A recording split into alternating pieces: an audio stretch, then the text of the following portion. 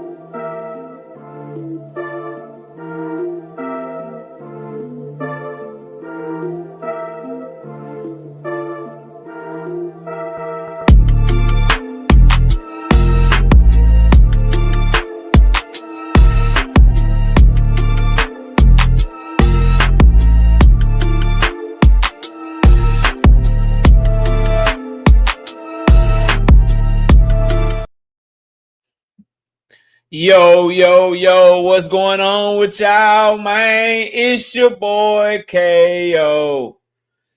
It's your boy Knockout. It's your boy KO 86, Knockout 86, whatever you want to call me. I'm live. I'm here. We back. Welcome to another episode of Knockout Boxing 86 TV. Smash the like button. If you're new here, subscribe to the channel, share the video, turn on your notifications, and make sure when you share the video, you share it across all social media platforms. Share it on your Instagram, share it on your TikTok, share it on your Twitter, share it on your Finsta, share it on your Snapchat, share it on your Kick, your Mixer, your Twitch, whatever you got. Share this live stream. Let everybody know where we live, where we talking boxing at tonight. And don't forget to show your love to the channel. Hit that super chat button. It's the $ logo right there where you're leaving a comment right now. Show your support for the hard work and the dedication to this great sport of boxing that we got over here on Knockout Boxing 86 TV. Or you can also, if you don't want to hit the super chat, you can hit that Cash App. Cash App is $ Knockout Boxing 86 TV for the Cash App. It's right there on the bottom of your screen. You see it. And if you want to hit me in the PayPal, PayPal is knockoutboxing86 at yahoo.com. And also join the channel as a member. Invest in yourself. Invest in the channel. Join the channel as a member so you can get exclusive access to our exclusive content that we drop every single week to the channel. This week will be no different. So tap in, tune in. And we got a great show for y'all today, man. I got a lot to talk about, fam. I got a lot to talk about, a lot of different topics. And we're going to get straight to it, man. Shout out to Tim Carey, not Jim Carrey, 5-piece.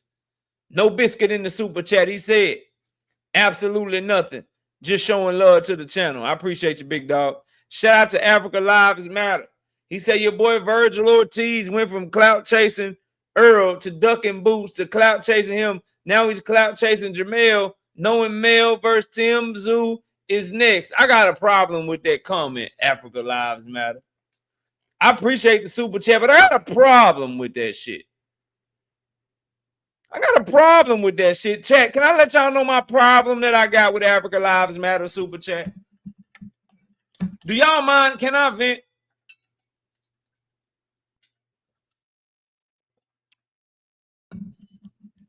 Can I vent? Can I let y'all know my problem with this damn super chat that he dropped real quick?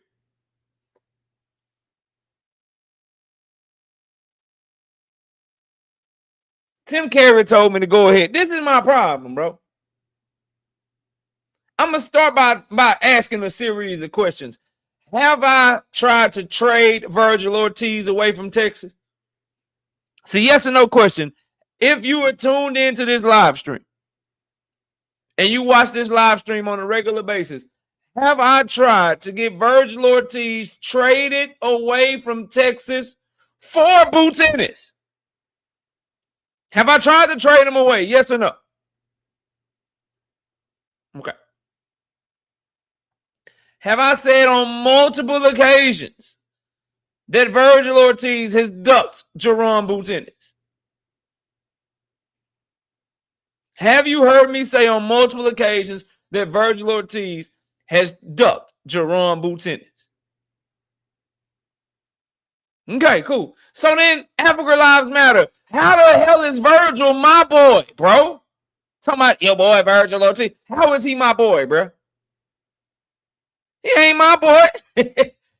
He ain't my boy. Y'all know niggas be from the same city or whatever. Don't mess with nobody, bro.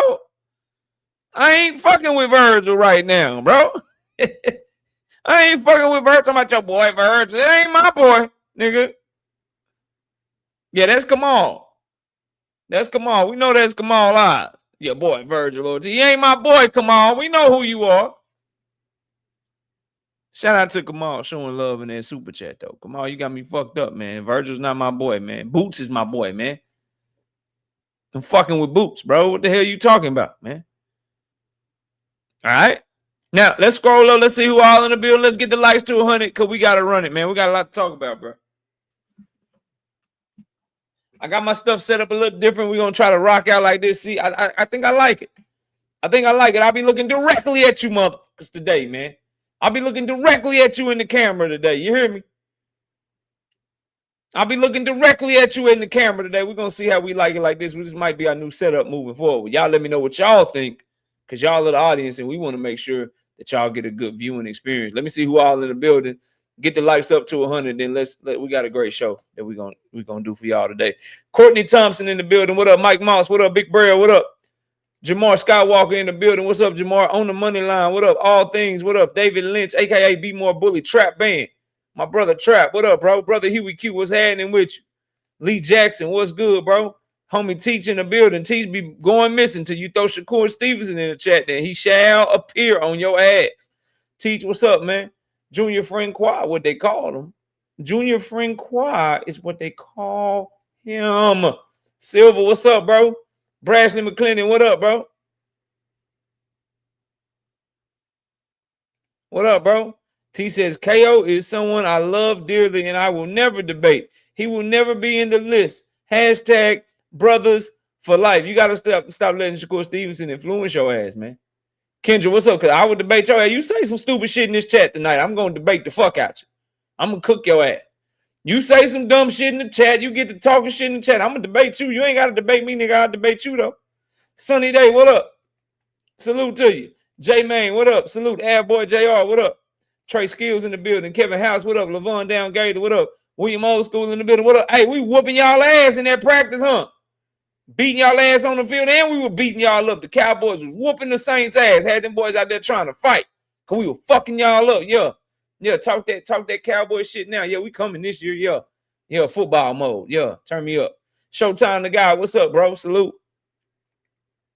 Victor in the building, 982-year-old OG. We got Humble Quan. What's up, Humble Quan? Aliyah Israel. What up, bro? Salute to you, fam. D Free, what's up, D Free? Salute, bro. Y'all go subscribe to the brother D Free putting in that work. What's good, man? Salute. Night Rider, what up, bro? Salute, bro. Who else? I got to get back to my homie London Walker. Let me make a note. London had sent me an email with about a t-shirt. I just thought about that shit. Make myself a note. I'm gonna get back to my brother London. Just thought about that shit. Just crossed my mind.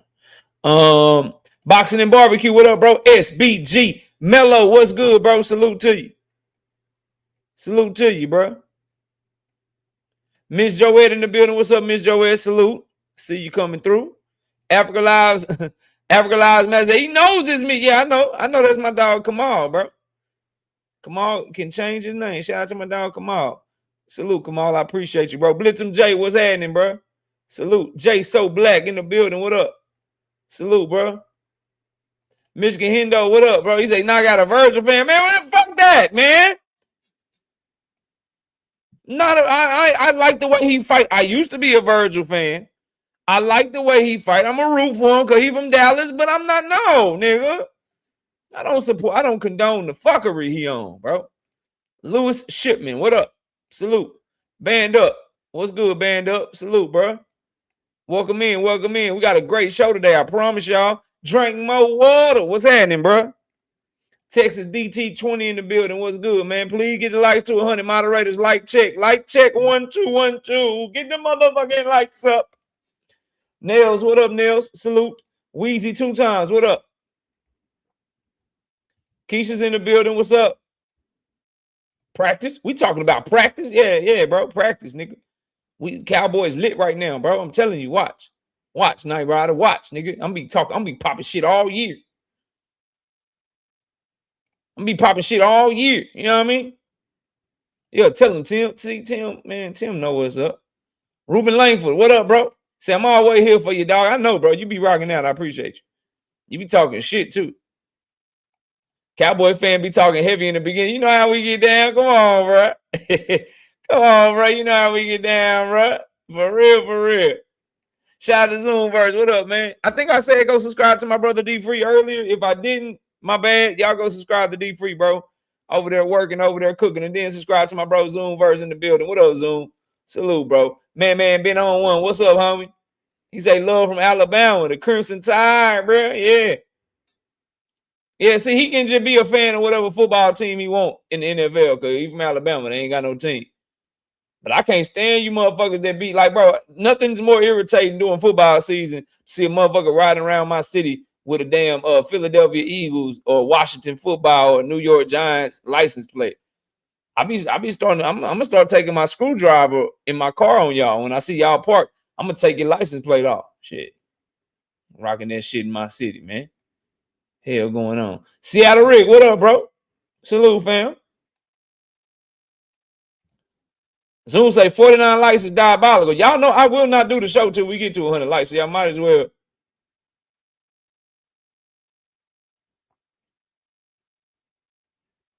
Hit that damn like button, cuz we gonna get the likes to 100. Say don't get hype over the press. This is another Seahawks year. Yeah, y'all good. Y'all doing your thing. We just whooped y'all ass though. Hey, we just whooped y'all ass though. You feel me? Like we just whooped y'all ass. 17-7. Yeah. We just whooped y'all ass though. I'm just saying, bro. I turn my camera back off though. We'll turn it back on when we get to 100 likes. I'm just saying, Bando, we just whooped that ass. Seattle Rick, we just whooped that ass. I'm just letting you know we just whooped that ass. We just beat y'all ass. Like 10 days ago, y'all in here talking shit. Get your weight up, nigga, not your hate up. Yeah, Big Dre, what up? No evidence, what up? Zaylon, what up? Say I'm a Steelers fan from Louisiana. Drop this nigga night right off in Pittsburgh. He won't even know how to get home. Let me scroll down to the bottom. Watch this. Watch this, y'all. Watch this shit. Watch this shit, y'all. Watch it. Watch this. Night Rider. What's the name of the Pittsburgh motherfucking airport? Go. Night Rider. What's the name of the Pittsburgh airport? Go, nigga. Look at him. Look at him. You're not wrong. See, he looking. He googling this shit right now. Pittsburgh fan, Louisiana. Nigga, be a Saints fan. William Old School. Y'all so trash. Cat from Louisiana don't even want to chill for y'all, bro. Night Rider don't even want to chill for y'all. The Saints so trash, bro. Yeah, facts. All of that. Big Dre, what up, Big Dre? Y'all go check out Big Dre channel too, man. Subscribe, man. Subscribe, man, to the homie Big Dre. It's live, it's local, it's boxing. You know what I mean? Marquis, what up, homie? I was baffled that I met a Cowboys fan from New York. Yeah, and I know it go both ways. I'm tucking my chain First of all, I would fly to New York if I came to New York. But y'all ought to see my shit. I got Dallas Cowboy everything on the car, or whatever, right? But if I somehow was driving to New York, bro, I took my chain, fam. I tuck my chain. I'm not gonna be riding around New York City with the Cowboys flags and the Cowboys dice with the lie. I'm not doing that. Shit get real over football. OG Walk on Water, what up? Just coming to my city disrespectful. You know what I mean? Just disrespectful. Mr. Fitz, what up, bro? 2 Cents Boxing in the building. What's up, 2 Cents? Y'all go subscribe to her channel. Putting in work over there. She's rooting for Rolly. She team Rolly. If you want to know who I'm picking in that fight, join the damn channel as a member. You hear me? You want to know who I'm picking? Join the channel as a member. We got another one done. We say Sugar Rolly. Respect, cuz. Respect, cuz. Gervonta, what up, man? Salute. We got 1:30 in the building early, man. Look, I got a ton of topics. A ton of cooking to do, but I can't cook unless y'all turn the stove on. Y'all got to turn the stove on. Stove take 100 likes to get turned on. SBG Mello said we had 83. Not enough, bro. Not enough. Don't get your hate up, man. Get your weight up. Hit the like button. Rampage, what up? Salute to everybody. If I missed you, I apologize. I might have been scrolling too fast. I think I spoke to No Evidence. What up, bro? I think I spoke to Mr. Fitz, but what up, bro? I'm just trying to make sure I speak. Kevin House, did I speak, bro? What up? Appreciate all y'all coming in the building, man. We need 14 likes, bro. Trap Band, what up, bro? See, that's my dog, Trap Band. Trap Band saluted from the vertical stream. Then he came over here to the damn horizontal stream. That's my dog. What up, bro?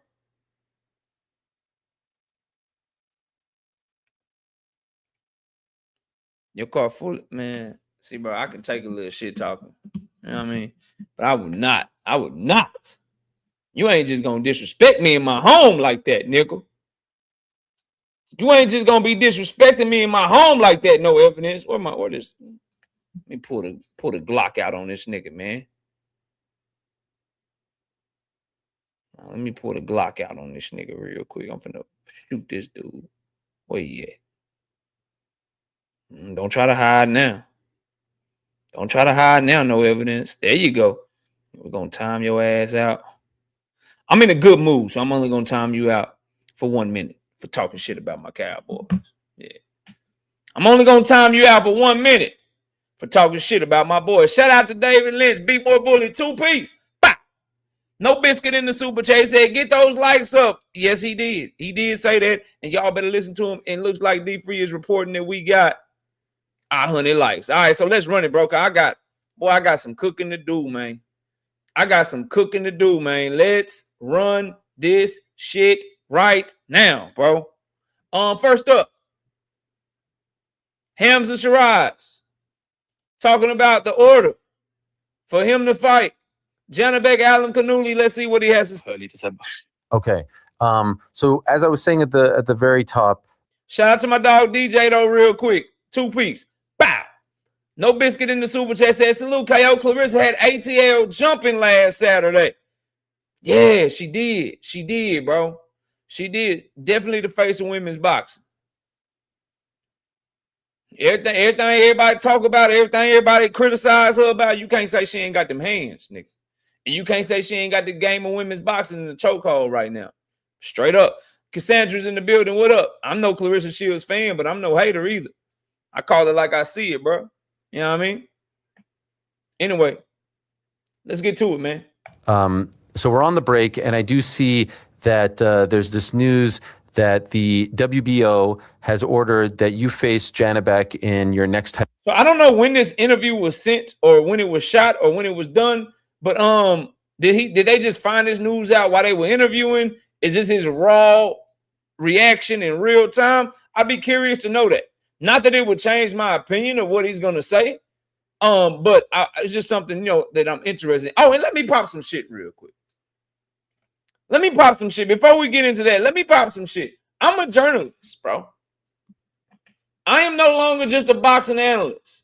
I am a journalist, okay? I'm a motherfucking journalist. I'm standing on that shit. I'm probably the best journalist in boxing talk. Definitely one of the most accurate journalists in boxing talk. Y'all like definitions? I like definitions. A journalist is a person who collects, writes, and shares news and information with the public through newspapers, magazines, television, radio, or websites. They research facts, interview people, and report on current events to keep communities informed. I'm a goddamn journalist. I'm better than some of your favorite journalists. More accurate, do the research, cover the shit better than everybody, tell you the rules, got facts to back my shit up, and then I present it to y'all in an entertaining fashion. So I am no longer just a boxing analyst. I'm a damn boxing analyst and a goddamn journalist. Go argue with yourself. Go argue with yourself. Yep. I am a fucking journalist. It don't say nothing about a journalism degree. It don't say nothing about you gotta write shit.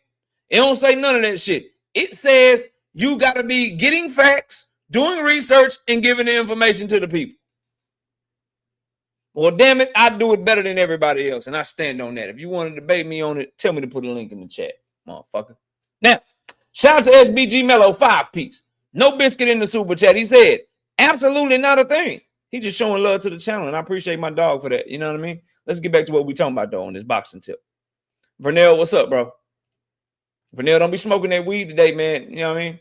Don't be smoking that weed. You come up here, man. Last time you came up here, man, you were saying some shit, and I felt dumb. I felt dumb listening to you last time you came up here, Vernell. When I drop this link later on in the show, don't come up here confusing the whole chat. I got a chat full of very smart, intelligent people. We was all confused the last time you hit my link, bro. Let's get to it. Early December. Okay. So as I was saying at the very top, so we're on the break, and I do see that there's this news that the WBO has ordered that you face Janibek in your next title defense, and this has created quite the stir, especially online, because for those that may not be following the story, he tested positive for a PED back in December of last year, and it was a 1-year suspension. But then all of a sudden, the suspension got reduced, and now there's. So he's just giving background. If y'all don't know that, everything he just said was fact. For those of y'all that only watch the channel when we talk about Devin Haney, for those of y'all that only come by the channel when you see the title of the live stream or the title of the video, and you don't understand that we actually cover everything boxing over here, you probably don't know this. So I'm going to just refresh. Janibek Alan Kanuli, former unified middleweight champion, popped dirty, got stripped of his belts. He's now moving up to 168. Bob Arum, who's his promoter, Top Rank, used their connections to put him number one in the WBO for Hamza's belt, and that's the belt that he's been ordered to challenge for. So that's the background that Ariel Helwani is giving, and I can say with 100% certainty that he is 1,000% on par with that shit. Shout out to the Singing OG, KQKC Boxing Network. Y'all go check him out. Subscribe to the Singing OG over there, putting in their work. We co-host a show together every Sunday morning, 9 a.m. Central Standard Time. So after the fights, after the weekend or whatever, y'all come holler at us, 9 a.m. on Sunday morning. It's either always on his channel or my channel, but we live every Sunday morning. You know what I mean? Come check us out. Brian King B. Falcon, what up, bro? Salute, fam. But let's let this roll. Let's run this. Saying that he's your mandatory. And so there are some people out there who will come out and say that Alicia and Amanda Serrano facing women's boxing. Amanda Serrano, big time fights with Katie Taylor. Most watched women's boxing event of all time, even though it was on the undercard of Mike Tyson and Jake Paul. Big time fight with her and Katie. But outside of having Katie, Amanda Serrano is like Ryan Garcia. Him outside of Tank Davis ain't really hitting on shit. Amanda Serrano outside of Katie Taylor, bro, is not doing numbers, fam. She ain't putting 16,000 people in the arena in Puerto Rico. Somebody correct me if I'm wrong. Ain't she fighting this week? Ain't she going for the knockout record this week? What that stadium hold? What that arena hold? Get back to me straight like that. Get back to me and then come back and holler at your boy KO. Alicia Bumgardner also not selling out arenas, bro. Clarissa Shields got accolades on both of them. Clarissa Shields does better numbers than both of them, bro. Stop making me defend Clarissa Shields, y'all. I'm not a Clarissa. I do not like how she move outside the ring, but the truth is the truth. Alicia Bumgardner and Amanda Serrano can't hold a candle to her. They not doing the numbers that she doing by herself. They not generating the revenue. They don't drive the women's boxing conversation like she do, even though she is talked about for all the wrong reasons. And most importantly, in a fight, she will fuck both of them up. So she'll beat their ass if they ever really fight for real.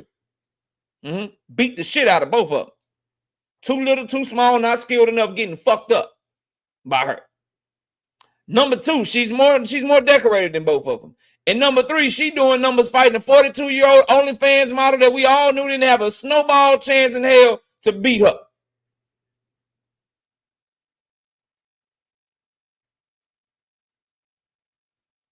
When Alicia Bum going to fight somebody that ain't got no chance to beat her and she can do them numbers, then somebody get back to me.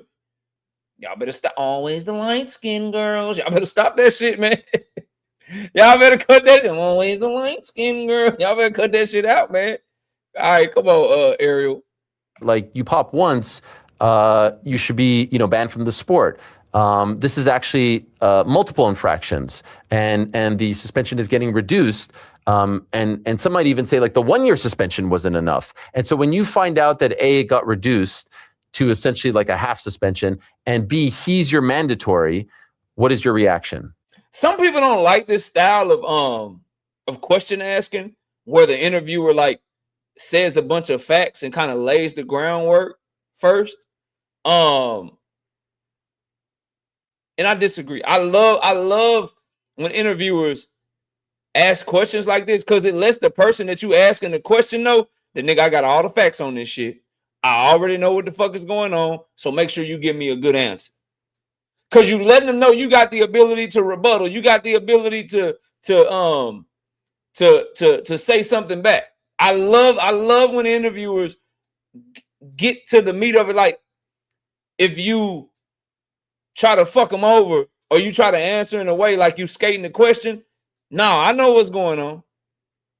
So you can say things like, I already know the fight was ordered. I know that he popped dirty. I know that he's a mandatory. I know they said you have to fight him. What are your thoughts on that? If you just say, yeah, Janabek, what are your thoughts on him? Then he can just, skirt around the question. So I love shit like that, man. I love shit like that. Drink says that's informing the audience as well. Yeah, facts. Like I said, you can't assume that everybody knows what the fuck is going on.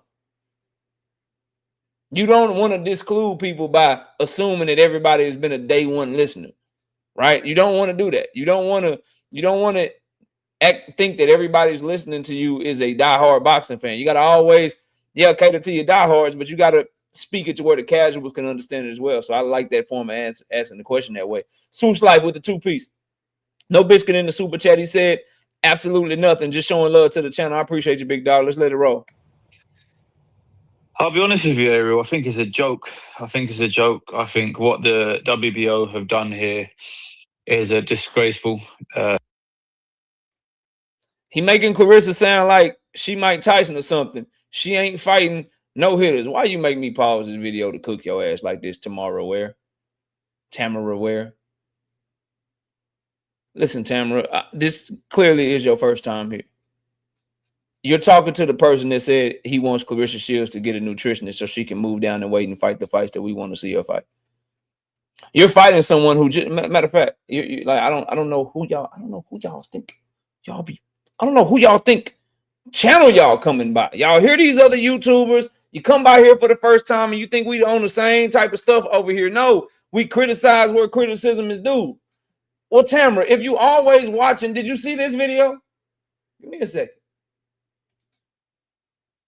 Did you see this video, Tamara? Hold on.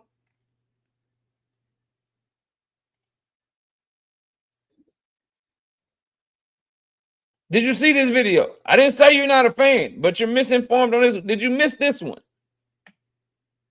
Did you miss this video? 5 days ago, before her fight.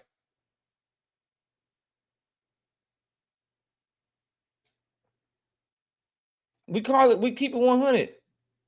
Tamara, we keep it 100. Everything I said about her is true. I am not making her sound like no damn Mike Tyson. She ain't Mike Tyson. We ain't comparing her to Mike Tyson. We're comparing her to Alicia Baumgartner's numbers.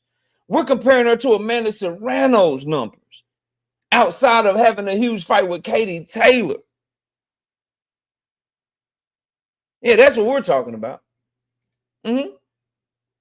So that's all I'm saying. Now, as far as, let's get back to this. DJ with the 5-piece and super chat. That's why I got banned from the UFC. That's why he got banned from the UFC. He was trying to get guys to comment on fights they couldn't legally speak on yet. As a fan, I love it. Talking about Ariel Helwani, yeah, bro. He don't be fucking with Dana and them. He gonna ask them questions. He do be glazing Shakur and shit. But what's her number? 16,000 in State Farm Arena. 16,000 in State Farm Arena. I don't give a fuck if they gave away 5,000 tickets. I don't give a fuck if they gave away 4,000 tickets. That's still more than what Alicia Baumgardner or Amanda Serrano is doing. Amanda Serrano is fighting a no-hoper this weekend too. Let's see the numbers she do. Matter of fact, she can't do numbers. They got to make the arena about 8 times bigger. What did Drink say? Drink, put that number. How big the arena is, Drink? Drink, how big is the arena that Serrano and them fighting in, bro?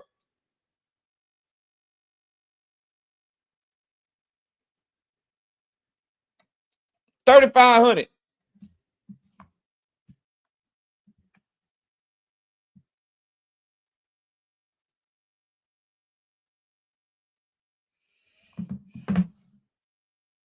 They need to multiply Amanda Serrano's arena size by 4.5 in order for her to even have a chance to do them type of numbers against this girl she fighting this weekend. Long story short, she has no shot to. That's what I'm speaking to. That's what I'm speaking to. Let's keep it moving. Disgraceful to the sport of boxing as well. What you're essentially doing, or what they're essentially doing, is rewarding someone who's been popped. So to me, it doesn't make. Is it wrong to say that Hamza Shiraz is 1,000% right, but I don't give a fuck? Is it wrong to say that Hamza Shiraz is right? Janabek don't deserve this opportunity. Janabek is getting preferential treatment. The politics are clearly at play for him to be able to get this title shot opportunity. He is 1,000% right. But I don't care from him. I care for me, for you, right? For fight fans. Like, that's for us to worry about, not the fighter, I guess is the point that I'm trying to make. So let me rephrase that. It's not that I don't care. I think it's wrong. I don't think Janabek deserves the opportunity. He shouldn't be able to skip the line like that. His suspicion should have been worse. I think all of that shit. But what I also can simultaneously do is have the brain to say, I don't want to hear that shit from the champion, Hamza Shiraz. If you don't like him popping dirty, beat his ass. You have no wiggle room when you've been fighting. What, man?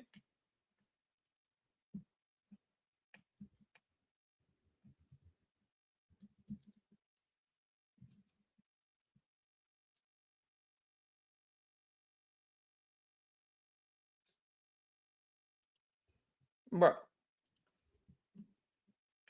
Hamza, my dog Hamza.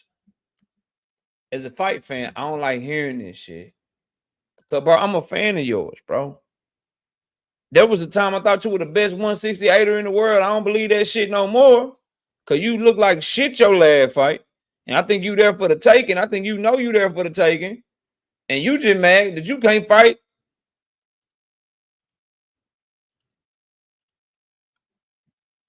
Niggas like this no more, bro.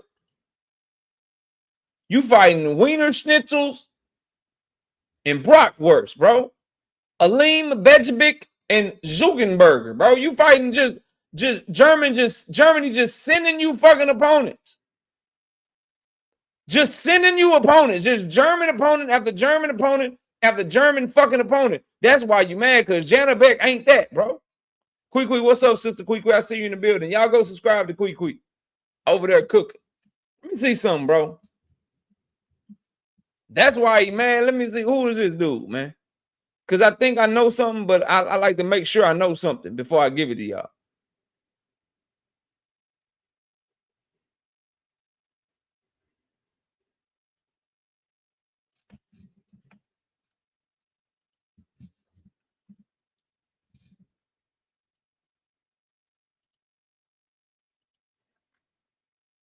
Yeah, this who Hamza want to fight. He don't want to fight Janabek. He want to fight Jacob Bank. They sound kind of the same if you say them pretty fast, but he don't want to fight Janabek. He want to fight Jacob Bank, bro. He likes niggas from Germany. in Denmark. That's who he want to fight, bro. Now, let's get back to old Hamza, man. Let's wrap him up because we got a whole lot of other shit to cover. You know what I mean? Shout out to Big Dog Willie gifting 5 big time memberships to the channel. We appreciate you, Big Dog Willie. Thank you. Shout out to Big Bob Gunn being a member for 13 straight months. I bet your ass can't make it to 2 years. He say salute, bro. Shout out to Big Dog Willie back in that super chat, donating 5 more memberships to the channel. Appreciate you, Big Dog Willie. Then we got Chris Schaefer. What up, Chris? I ain't seen you in a minute. OG 10 piece. Bah! No biscuit in the super chat. KO, what's good, my brother? See you still out here cooking. Yeah, bro. I'm gonna always be doing my thing over here, man. Jacob Bank can bang. He a good fighter, KO. He ain't no Janabek, Poi Pounder. I know Jacob Bank can fight. But I'd rather see the Janabek fight. I'm going to keep it 100 with you. Let's get back to Hamza. And please smash a like button. We got 240 people in the building. We need at least 200 likes. Not just rewarding him for being popped, but while he's banned, while he's still serving a ban. So it does not make sense. I like to think of myself as someone who's come up through the ranks and honoured and respected the Clean Sport program, respected the fact that through hard work, through the ups and the downs, I've got there as a champion. And now that I'm here, I'd have a kind of I wouldn't say I'd have a more kind of smooth and more simple ride in terms of fulfilling the mandatories in who I thought would be Jacob Bank for my last fight.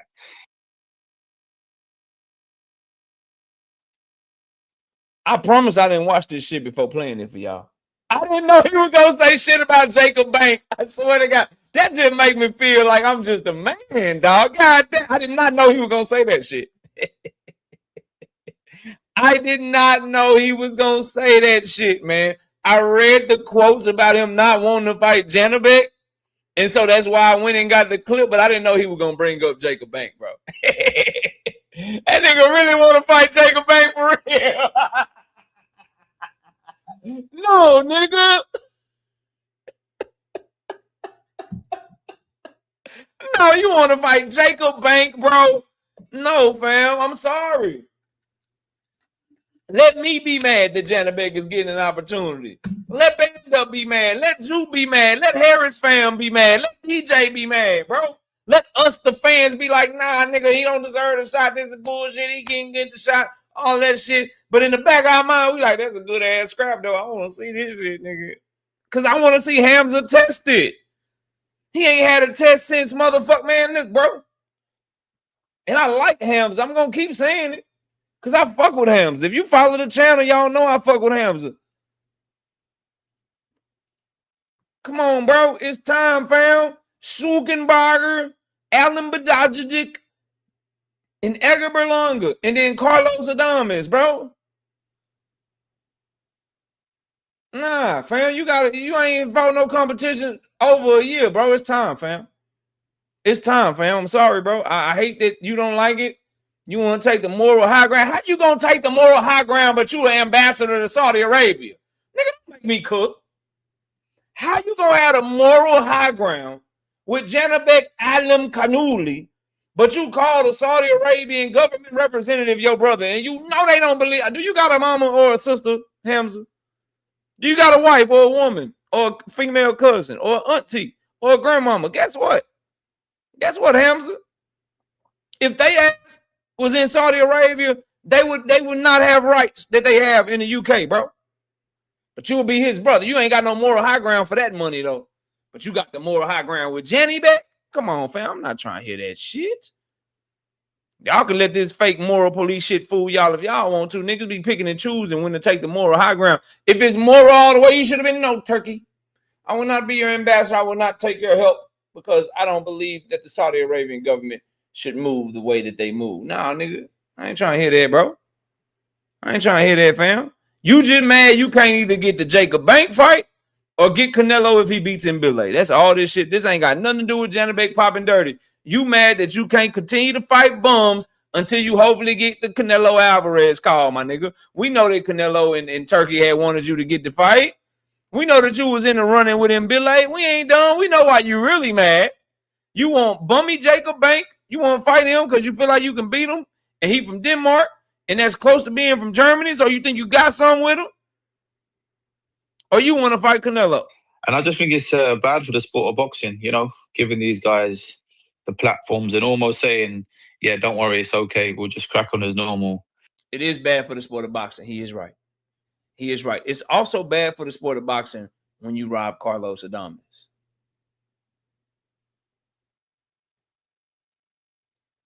Tamara says he will fuck around and get upset. Janabek is a dog. Janabek can fucking fight. It would not be an upset if Janabek beats Hamza Shiraz. That's not an upset. He got the better feet, better amateur pedigree, southpaw stance. That brick hand's gonna be problems. Hamza Shiraz struggled with the feet and athleticism of Carlos Adames. The feints of Carlos Adames, shit, he can struggle. That's not an upset. That is not an upset. Janabek that's not a fucking upset, in my opinion. And act like nothing's happened. Okay, so their explanation, or at least part of it, and I do want to correct something. I said multiple, they say first-time offender, so I want to apologize for that. I was getting his story confused with our next guest who's going to talk about multiple offenders. So I want to apologize to Janabek for that. But the WBO ended the suspension early, canceling it on July 10th of this year, so a bit over a month ago. DJ said he need a better doctor. he said we need a better doctor. Damn. Say Janabek just gonna get a better doctor so he can shoot up. Saying that he's, quote, a first-time offender with a, quote, impeccable personal and professional record. Do you feel like? Yeah, I'm not fucking with that Gustavo Olivieri. I'm not fucking with that. Just say I did Bob a favor. Niggas can't never come out and just say, man, I did Top Rank a favor, bro. I did Top Rank a favor and shit. Like, just say it, bro. It's cool. Like, we understand. We know what's going on. Shout out to Foxy Brown with the 5-piece in the super chat. Says, keep cooking, KO. I'm working. You know it. Shout out to Big Bob Gunn with the 2-piece in the super chat. He said, absolutely nothing. Just showing love to the channel. I appreciate you, big dog. You know, like first-time offender, for like to say that, okay, it's your first time and that you have an impeccable personal and professional record, that shouldn't, like, there's always something that you could say that's good about someone to reduce it that quickly. And then in addition to that, reward the individual with the title shot seems like a double whammy. Yeah, in a new weight category as well. Yes. One which he's not competed in before. Whoa, brother.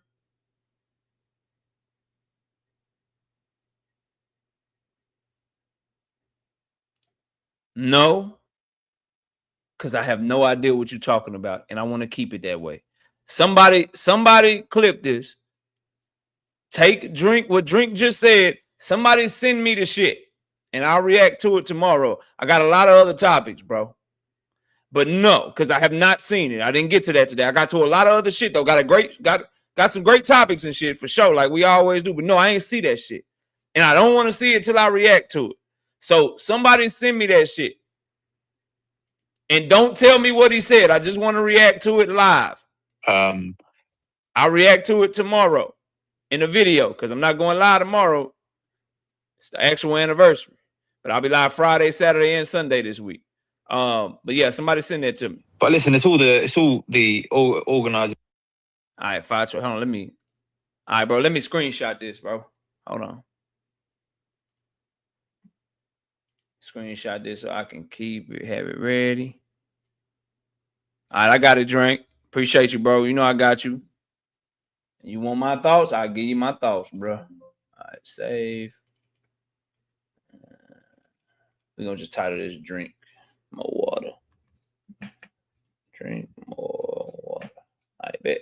All right, yeah, bro. I got the screenshot. We good. I'm locked in. I got it. I'll make it a video tomorrow, bro. Shout out to Emmanuel Carter. 5-piece.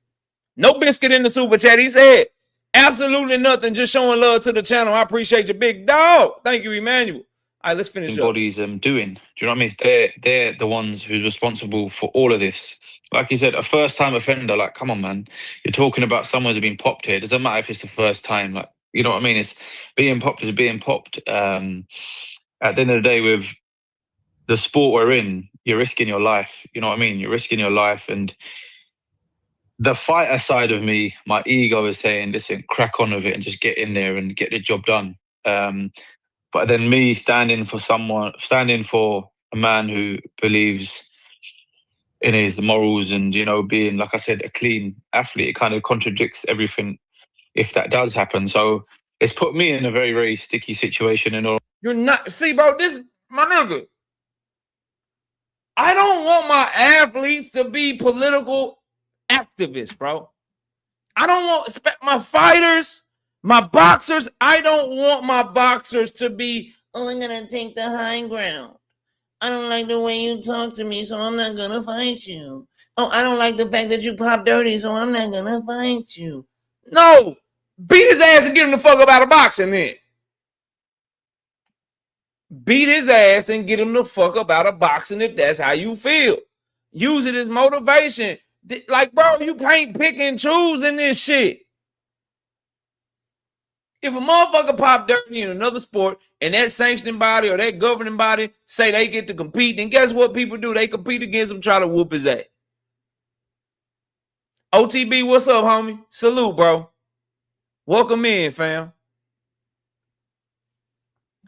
Let me get you back right, man, since we back locked in, bro. We done chopped it up a few times, get you back right, bro. I feel like we good. You know what I mean? Yeah, bro. Bullshit, though. Bullshit. You sound like, I guarantee you, if Janabek had the skill level of Mo Williams, this nigga be like, yeah, I'll take my mandatory.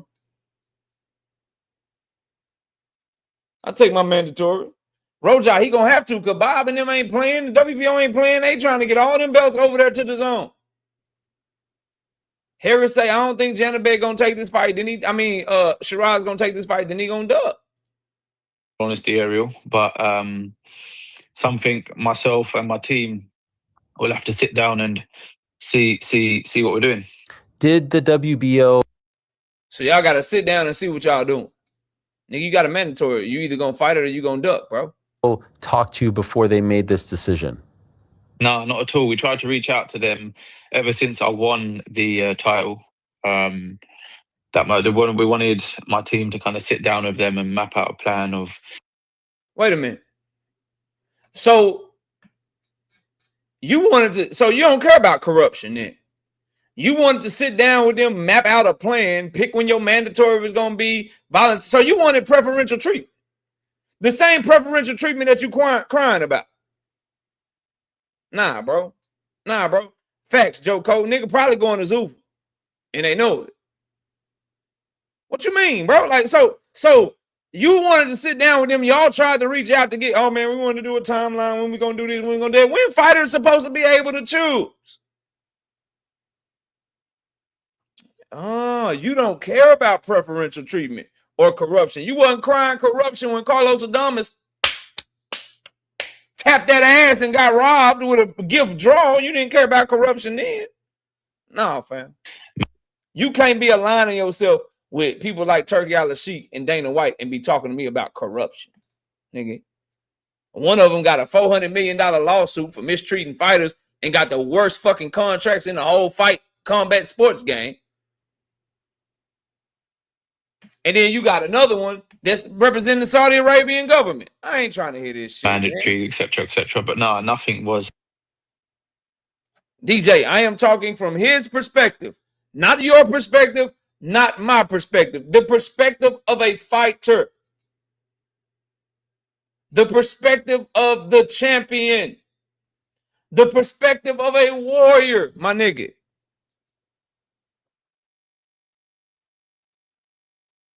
So Miguel Cotto was supposed to just be like, hey, man, fuck what Margarito did to me. I'll never fight him again. No, nigga, we're going to make sure your shit ain't wrapped fucked up this time. We're going to make sure you can't cheat this time, and I'm going to beat your motherfucking ass. We can't see. This is why I be saying I be consistent and y'all don't even be seeing it. I'm not saying you don't see it, DJ, but I think this is a perfect illustration of this, bro. I got the same energy for this that I got for the Devin Haney-Ryan Garcia rematch, bro. Stop all that crying and shit. He cheated you. You got the shit off your record. Just make sure this time the nigga can't cheat. Increase the drug test him. Make him test 4 months, 5 months. I don't give a fuck. But just get in there, beat his ass, and get him the fuck on down and show him that the only reason you ever even thought you could fuck with me was because you a dirty fighter.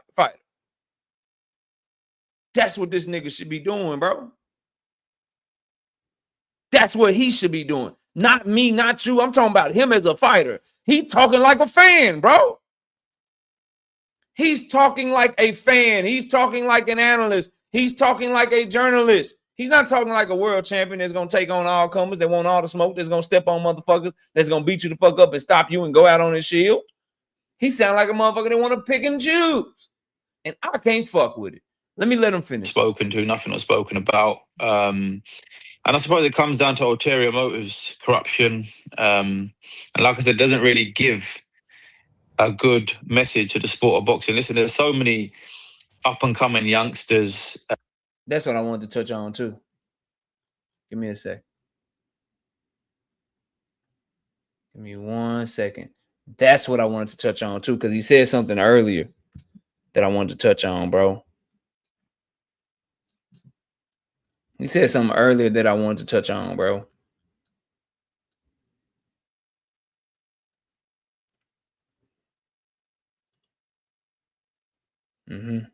Yep. See, this be the shit niggas be forgetting. This be the shit that, let me just make sure. Yeah, all right, here we go. Hold on.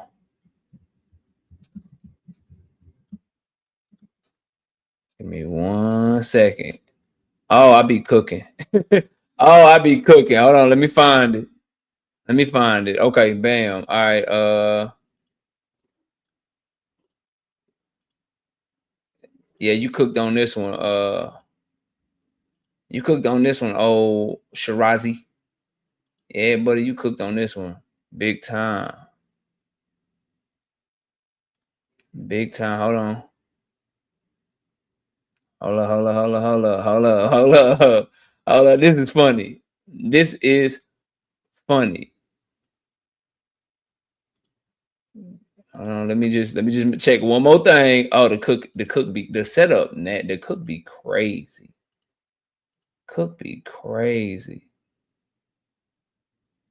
Okay. Hold on.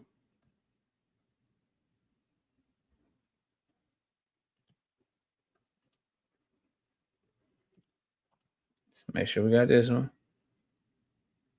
Okay.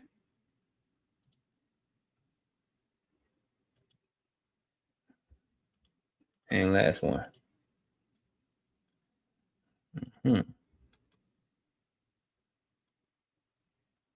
Yeah. Okay. All right. So corruption. Okay. Corruption. Why does he get to move up and get a shot? He is not even from this division. Why does he get to move up and get a shot? Let him finish. Or amateurs who are and then we're fighting gonna put the nail in the coffin. to, eventually become world champions. And what message does this give out? Do you know what I mean? What message does this give out? It's not a good one for sure. When you say corruption, what do you mean by that? Exactly this, in terms of what the WBO have done here. To me, it's corrupt, and I'll say it as it is. You know what I mean? I'll say it as it is. I feel like it's all based off relationships. These moves being made are all based off maybe personal relationships or whatever it may be. Because it's all right. Now let's break this down and get this topic on to the next topic. So it's all about relationships. Why Janabek Alim Kanuli is getting his shot at Hamza Shiraz. It's all about relationships, corruptions, and shit like that. And Drink says, bro is not wrong. He's not wrong. He is a fucking hypocrite. Let me explain. So, Carlos Adames versus Hamza Shiraz, the WBC World Middleweight Championship in the middleweight division. Split draw in a robbery. fought Berlanga, July of 2025. I just want to know.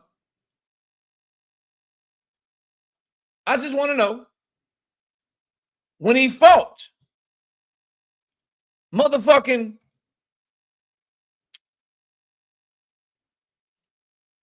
Carlos Adames in the WBC.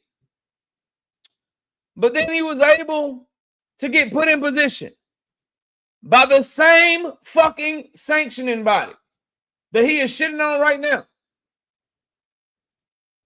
In July of 2025, where he was positioned to be in a mandatory position for the same belt, the WBO.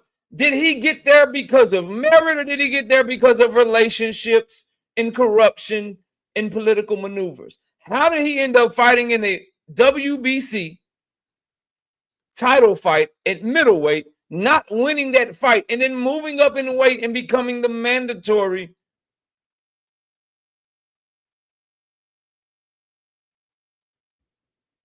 for a belt in the WBO, which is another weight class? How did that happen? Was that merit? The shit that he crying about right now, was it merit? Was it because he beat somebody? What was it? Then he beats number 11 Edgar Berlanga, and he all of a sudden gets a shot at a vacant fucking title. And y'all want me to feel sorry for this nigga? Nah, bro. You ain't got no problem with corruption.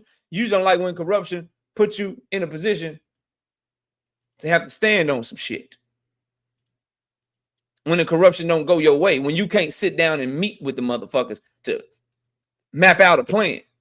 I'm not trying to hear that shit. Let's move to the next one. Andy Cruz done changed his mind again. We won't take long on this one. I'm not sure if y'all saw this, but Andy Cruz changed his damn mind. Andy Cruz says it's just a matter of strategy. Yes, we look at the scale, but we look at what's best for us with my trainer and team. We assess that 130 is best for me, Andy Cruz told Inside the Ring. So those reports about him going back to 135, he was mad. Don't put me in the 130 rankings. I'm gonna be at 135, nigga. No, you're not. No, you are not. Andy Cruz is going to 130 pounds, and I think that is a sign that he knows he can't fuck with them boys up there at 135. He ain't planning to go to 140. He may cap out at 135. Andy Cruz, best case scenario is to be a two-division champion at 130 and 135 with the right matchmaking. Worst case scenario, he will never be world champion again. With the lay of the lands at 130 pounds, I think that the winner of Oshaki Foster, Emmanuel Navarrete, probably fights the winner of Vasil Lomachenko and Charlie Suarez. And I think Andy Cruz may be able to get the people on the tail end of that, and in the meantime, just fight guys at 130, or maybe fight for the other belt that's out there. But yeah, I'm not jiving with this move. Anytime I see somebody of Andy Cruz's supposed caliber moving down in weight, anytime I see somebody of Andy Cruz's supposed ability moving down and not up, that's a huge red flag. That's a huge red flag. Let's see what the rankings look like.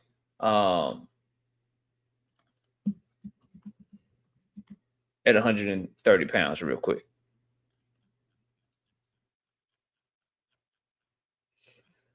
Let's take a look at 130 pounds, shall we?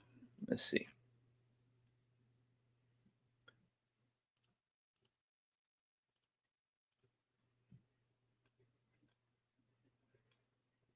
If he's smart, he'll get in the WBA rankings.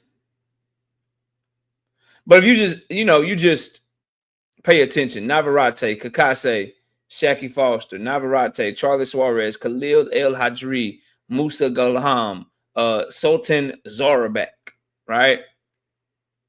You take a look at those names and you compare them to Raymond Murataya, who's moving up. So Artur Sloplenkov and Dimitri Asanu, Floyd Schofield, Lucas Body fighting for the vacant. Tank Davis is also in these rankings. Jose Valenzuela, William Zepeda, Abdullah Mason, and then obviously Shakur Stevenson may still be at 135. Like, so those names, those roads to a title at 135 are much more difficult than 130. And I believe that is why Andy Cruz is making that move. But let's move on to the next topic, which is AJ and Fury. Where is that at? I had that story pulled up. Where'd it go? Where'd it go?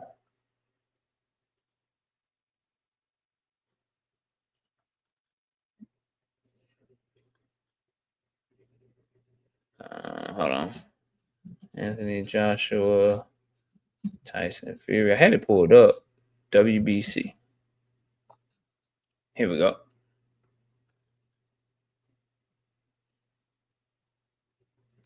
So something interesting is going on. The WBC will approve Anthony Joshua versus Tyson Fury as a heavyweight eliminator. Let's see. So this is Suleiman's quote. The WBC would absolutely approve that as a final eliminator because Tyson Fury is the #1 contender of the division, and the WBC will absolutely be proud to be a part of that promotion. Both fighters are tremendous. Tyson Fury is one of the greatest ambassadors ever for the WBC. We are so proud. He has always been very friendly, very kind inside and outside the ring. Anthony Joshua, the WBC was the first to rank him. When he started boxing, he was #2 contender. When he had the opportunity from the IBF to fight Charles Martin, he had to go the other way, and that he was the WBC international champion for several years, but that's the way boxing is. Maybe this will be the time to bring Anthony Joshua to the WBC. We have given opportunity to Caballeros, promoter Queensberry, and Spencer Brown to try to find the best match possible for his debut, blah, blah, whatever. So this is Mauricio Suleiman. To me, these quotes sound like he's trying to get in on the action, get in where you fit in. I think if he wants to be part of that, he's gonna probably have to concede the David Benavidez WBC cruiserweight fight. I don't see Turkey Al-Sheikh being able or being willing to let the WBC be part of this and put on a WBC final eliminator if the WBC does indeed end up stripping Noel Machiavelli, as we all expect here in the coming days, coming weeks. But that's just something I want to make y'all aware that Mauricio Suleiman is campaigning that the WBC would be willing to sanction this fight. And which alphabet belt wouldn't? That's a huge fight. Those are big time mega purses. I want to sanction that shit for the knockout belt. The KO 86 belt. Put that bitch on the line. I'll sanction that shit. What's the percentage? 3%. 3% of what the fuck they making. I'll sanction the fuck out that shit.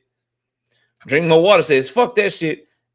Fuck that. Make that an IBF eliminator. Want to see Moses kill one of that. Yeah, Moses like that. Moses is putting them boys in the box. You hear me? Niggas really think this what's crazy, Drink? Niggas really think this Hergovich fight about to be close, nigga. I'm taking the under, nigga. You hear me? Y'all better stop playing with Moses, bro. But yeah, just a quick want to make y'all aware of that, man. We're gonna keep it moving to the other topics. Jermell Charlo versus Tim Tszyu. Jermell say he fighting that boy, man. Jermell say he fighting that boy, bro. Jermell Charlo quote said, I talked to Al myself, and I'm fighting Tim next. Listen, bro. I'm looking at it from this perspective. If Jermell Charlo and Tim Tszyu fight each other, all I gotta say is, oh my God, what happened to Virgil? You ain't got no opponent, nigga. Oh my God, what happened to Virgil? I'm not waiting on Jerron Boots Ennis. I'm not waiting on Jerron Boots Ennis. I'm not waiting on Jerron Boots Ennis. I'm moving 160. We might fight Tim Tszyu. We might fight Jermell Charlo. Yeah, that's what's up. Jermell and Tim are fighting each other. And then you got to understand from a business perspective, if you're Premier Boxing Champions, if you're No Limit, why would you just feed somebody to Virgil? When you can let Mel and Tim Tszyu beat each other and then maybe feed the winner to Virgil. Tim Tszyu, you just going to keep fighting. You just going to try to keep fighting all these old niggas too. I'm hip on Tim Tszyu. I'm hip on that motherfucker. Terrell Goucher, older than the motherfucker. Tony Harrison, older than the motherfucker, past his prime. Earl Spence, older than the motherfucker, past his prime. Now you want Jermell Charlo, older than the motherfucker, past his prime. He gonna make Jermell Charlo fight in fucking Australia. They gonna have the fucking fireworks going. It's gonna be 120 degrees in the stadium, and the goddamn ring is gonna be as big as this stream. Not the one you watching on, because most of y'all on the horizontal. It's going to be as big as the motherfucking vertical stream over there. It's over there to me. I know y'all like you on both of them at the same time. No, I'm saying on my StreamYard, shit's over there. It's gonna be that small, nigga. They finna put the vertical stream so small, it don't even got my whole email and my whole damn Cash App on there. That's the size of the ring. They're gonna put Jamel in that small ass ring. They're gonna put Jamel ass in Australia, and they're gonna make sure it's hot as shit. Oh my God, what happened to Virgil? He ain't got no opponent. You might well stay your ass at 154 pounds and fight Charles Conwell, nigga. Banger of a fight. Charles Conwell, and see, that's the thing. Tim Tszyu is tailor-made for Virgil Ortiz. Charles Conwell is a good style matchup for Virgil Ortiz. They both gonna stand in front of him, get busy, bang it out with him. The problem is Charles Conwell is much stronger, much more skilled. Much more fucking fight left in him. Fight that nigga. Crush, what's up, homie? Fight that nigga. Show us that you won't smoke outside of just waiting on the motherfucker to give you a payday. Joko said they not letting Charlo in Australia. Yeah, bro. They didn't let the big brother in Australia. I don't think the little brother got as much legal issues. Nah, KO, let Virgil fight Yo-Yo. He don't get no more. Yo-Yo? You want to see Virgil? You want to see a dead body? Yo-Yo the only nigga that I think got something for Boots. Yo-Yo that good. Yo-Yo the only one I think might have something for Jerome Boots in this. And the homies from Philly tell me, KO, you tripping. I seen him spar before. What? Yeah, KO, I seen him spar before. Nigga got nothing for him. Nigga, that's saying something. Because are my eyes deceiving me?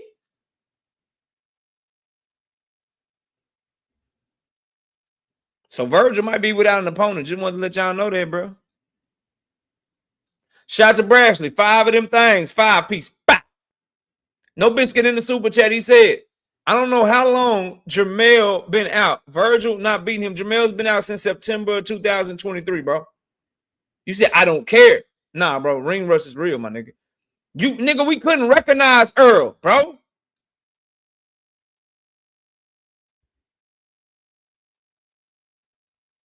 We can't we did not recognize Earl, bro. That's how long Jamel been off.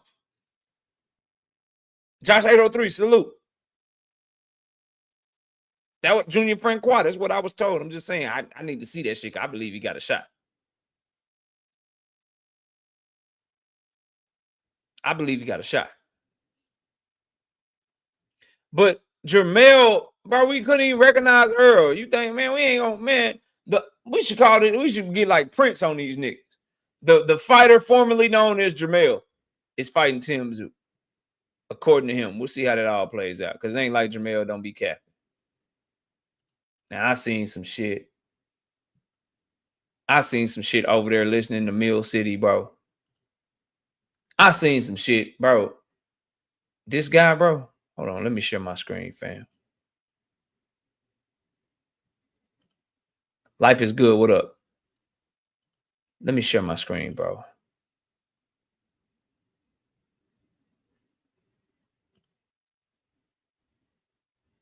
This dude right here, bro.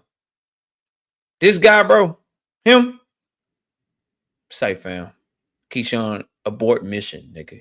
Why would you leave? Why would you leave Bo Mac for this? Why would you leave B&B boxing for this, bro? Shout out to my homie G Red Boy, by the way. 15 of them things. Bow, bow, bow. No biscuit in the super chat. He said, absolutely nothing. Just showing love to the channel. I appreciate you. That is his coach, Jupe. You've been wondering, Jupe, where everybody getting their quotes from on what Keyshawn Davis' coach said on the bullshit. Why Keyshawn keep getting cooked? This because this nigga doing interview. This is Brian Norman Senior, Junior. This is Floyd Schofield Senior, Junior.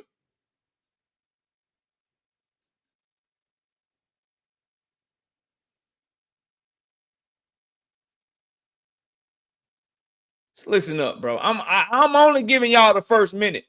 We're not doing the whole 7 minutes of this shit.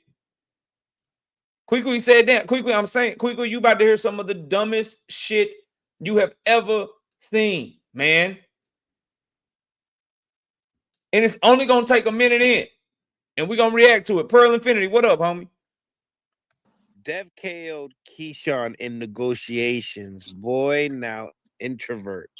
So a fan told him in the chat, Devin Haney KO'd Keyshawn in negotiations, meaning he made the nigga duck.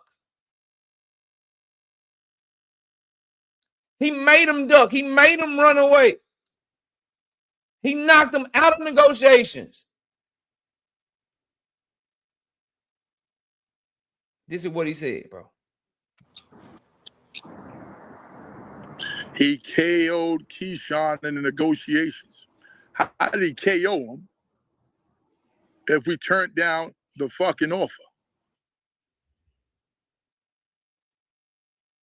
Let me pull that back. Y'all heard him, right? I'm going to pull that back. I'm going to pull that back. Y'all heard him. Y'all fucking heard this man. I'm going to pull it back, though. I'm going to let y'all hear it back. How did he KO him if we turned down the fucking offer? I'm going to pull it back one more time. I'm going to pull it back one more time. Keyshawn in the negotiations. How did he KO him if we turned down the fucking offer? Like, y'all don't recognize, how is it a KO if the prices went up since we turned it down? Saying business-wise. How did he KO him if we turned down the offer? Think business-wise. Since we turned down, the price went up. As dummies? Nah, that shit. If he's That shit was a if the KO. offer has gone up. No. If the offer has gone up. The offer went down. Not That shit no. went from that shit. When Mill City won't let you get your shit off, you fucking up. Because he usually let you get your shit off over there. Bullshit, dumb shit, smart shit, dumbass opinion, smart ass. He usually let you get your shit off.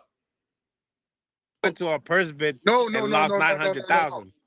What is Bill? What is Bill saying now? We'll give you 3 plus another $1 million. I'm stopping it right there, bro. I told you I only got 1 minute for him. Number one, Bill Haney can't offer you shit. Y'all turn down an offer from your own fucking promoter. Bob Abrams said he didn't know what the hell Keyshawn Davis was doing. That Keyshawn Davis ran his motherfucking mouth off saying he wanted to fight. They got him to fight and then he didn't want it. The offer didn't go up. It went down. Y'all had less money in the purse bid than what y'all were offered to fight. Without the purse bid, y'all hustled backwards. And now you think the price is going up. You think that Top Rank is going to pay you more than they were already offering? No, nigga. You're going to take what we were offering, or we're going to have you fight another opponent for less money because we have rights on you. What incentive does Top Rank have to pay Keyshawn what he's looking for instead of what they're comfortable with? Niggas don't be knowing how business work, bro. Devin Haney is not the one valuing the fight or evaluating the value of the fight, I should say. It's Top Rank. It's the zone. Top Rank is going to tell Keyshawn, we willing to pay you this much for this nigga, this much for this nigga, that much for that nigga. Because to be real, the money they were offering Keyshawn is more than the money that he signed to fight them per fight. So they can just give him his contract price against somebody lesser than for less money, bro. That's what you want. Y'all don't have no leverage. How the price go up? How the price go up? Keyshawn didn't make himself more marketable. Keyshawn didn't go put on a big fight and bring a bunch of people in. Niggas ain't banging down the door trying to fight Keyshawn. What are you talking about, fam? And I saw Keyshawn Davis say he had a fight announcement. He said Keyshawn had a fight announcement coming up. That's what Keyshawn Davis said. Whoever he fights, he's going to be making less money than what he got offered to fight Devin Haney. So how are you in a position of power? If they only offering you $3 million or $2.1 million through purse bid to fight Devin Haney, then what you think they're offering you to fight somebody that's not a world champion? That's not the name that Devin Haney is inside the sport of boxing. And what you think you getting more or less? You're getting less. So you think you got leverage because y'all have another fight on the table that's going to be less money? If I could advise Keyshawn Davis of anything, bro, if I could advise him to do anything, go back to Bob Arum and see if the 2.1 is still on the table and just take the fucking fight.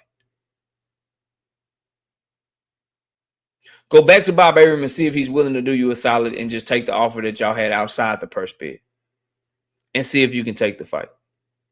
And then go and have him go to the WBO with the fight already made. They can reinstate you as the mandatory and y'all can get the fight cracking. If you're Keyshawn Davis, that's what the fuck you should be doing, bro. Anybody telling him anything different, you're an enabler, you're a fucking fanboy or a fucking fangirl, and you don't care about seeing the fight. If you're fighting Tiger Johnson, it's going to be for less money. If you're fighting Brian Norman Jr., it's going to be for less money. If you're fighting Rohan Polanco, it's going to be for less money. And guess what, bro? These are all motherfuckers that could beat you, bro. So if you're going to fight someone that could beat you, it should at least be for a world championship. If you're going to fight somebody that could beat you, it should at least be for more money in a bigger fight with bigger notoriety. Because guess what? Losing to Devin Haney can age better than losing to fucking Rohan Polanco. Losing to Devin Haney is better right now than losing to Tiger Johnson. Losing to Devin Haney is better than losing to the motherfucker in Brian Norman Jr. that he already beat. So why not just lose to him for more money if you're so scared of losing, bro?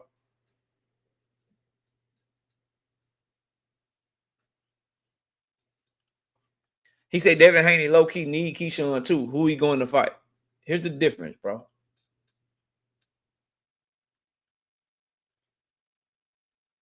Here's the difference, bro.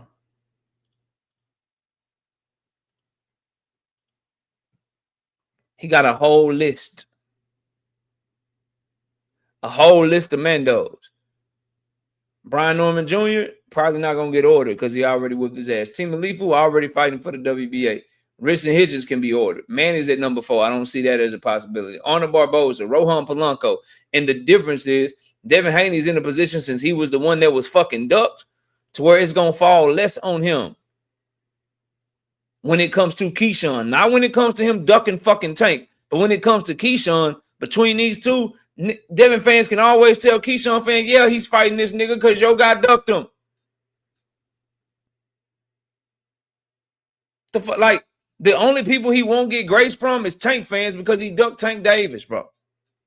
He should have took that offer from Tank Davis. But as far as the Devin Haney, Keyshawn Davis conversation that they're having, that we're having right now on this segment of the show, bro, he wins that every time. That's why if Devin Haney fights Liam Perot, the criticism will not be, man, he fighting Liam Perot, nigga, we wanted Keyshawn.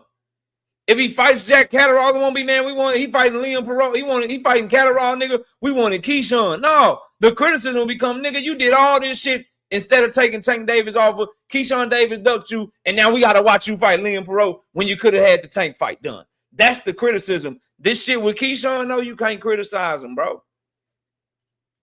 You can't criticize that shit. So is Keyshawn Davis still negotiating with Devin Haney? I don't think so. But he better be negotiating with Top Rank. He better be begging Bob Arum. He better be saying, look, bro, just give me another shot. I'll do whatever the fuck you asked me to do. That's what he should be doing if he's smart.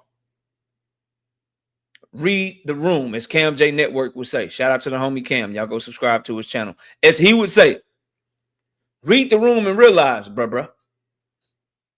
Read the room and realize, bruh, that you are fucked up out here. That your brand has taken a hit. Now you at fucking boxing matches stoned out your ass, bro.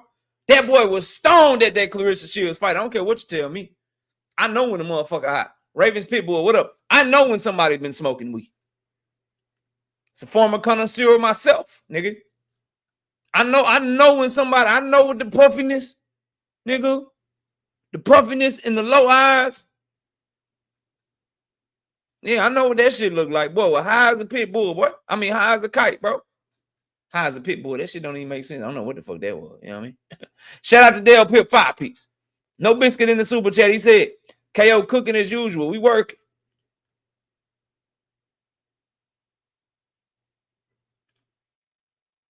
You dumb AF if you think Tank could fight Debo off inactivity. Well, go tell Devin Haney he's dumb. Go tell Bill Haney he's dumb because they got an offer to fight out of their own motherfucking mouth. You dumb as hell for not knowing that. You dumb as hell for not knowing where you at, calling me dumb like I can't pull the receipts up right the fuck now. Yeah, that what you dumb for.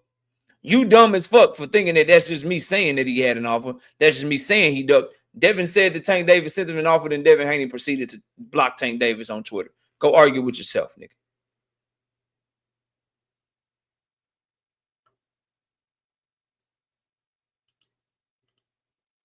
Go argue with yourself. Now,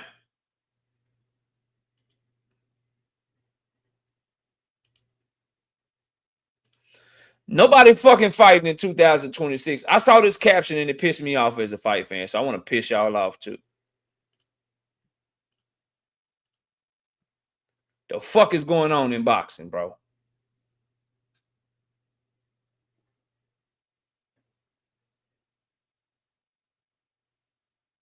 What the fuck is going on in boxing, bro?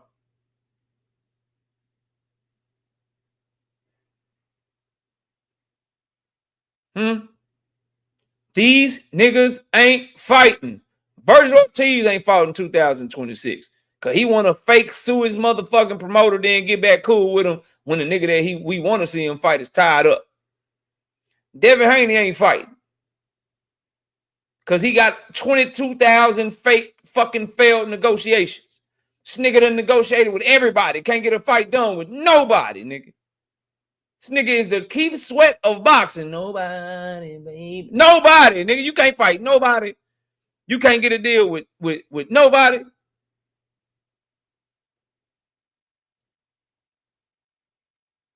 That shit crazy.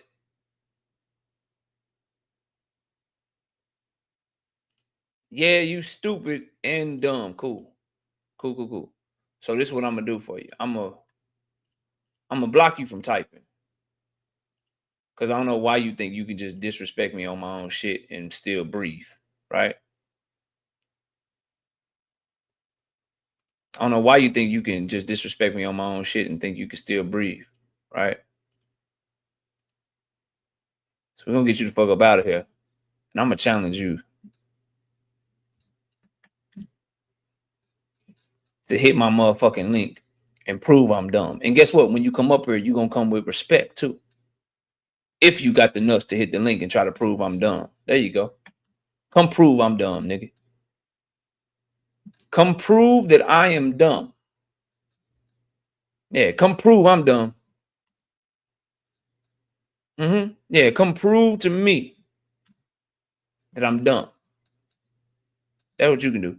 I want you to show me how dumb I am. Stupid ass nigga. Yeah, that's what I want you to do.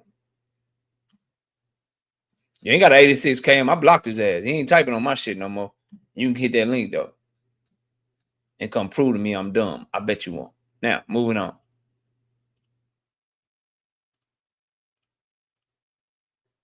Ain't nobody fighting, bro. Arthur Beterbiev, no fight in 2026. Tank Davis, no fight in 2026 because of what's going on outside the ring for him right now, right? And Stephen Fulton, this nigga missing weight by 20 pounds. 20 fucking pounds, bro. It is dry out here. It is sad out here. It is horrible, bro. Absolutely horrible. These boys fighting on Twitter. They're fighting on Instagram. They're fighting in interviews. But they're not fighting in the motherfucking ring.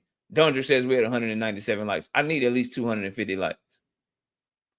I need at least 250 fucking likes, bro. We have 330 people in the building. What up, GD? Salute. Dylan Watson, 5-piece. No biscuit in the super chat. Any news on Tank Davis announcement? No, I don't have no news on the Tank Davis fight announcement. I'm waiting like everybody else. I'm waiting like the entire world of boxing.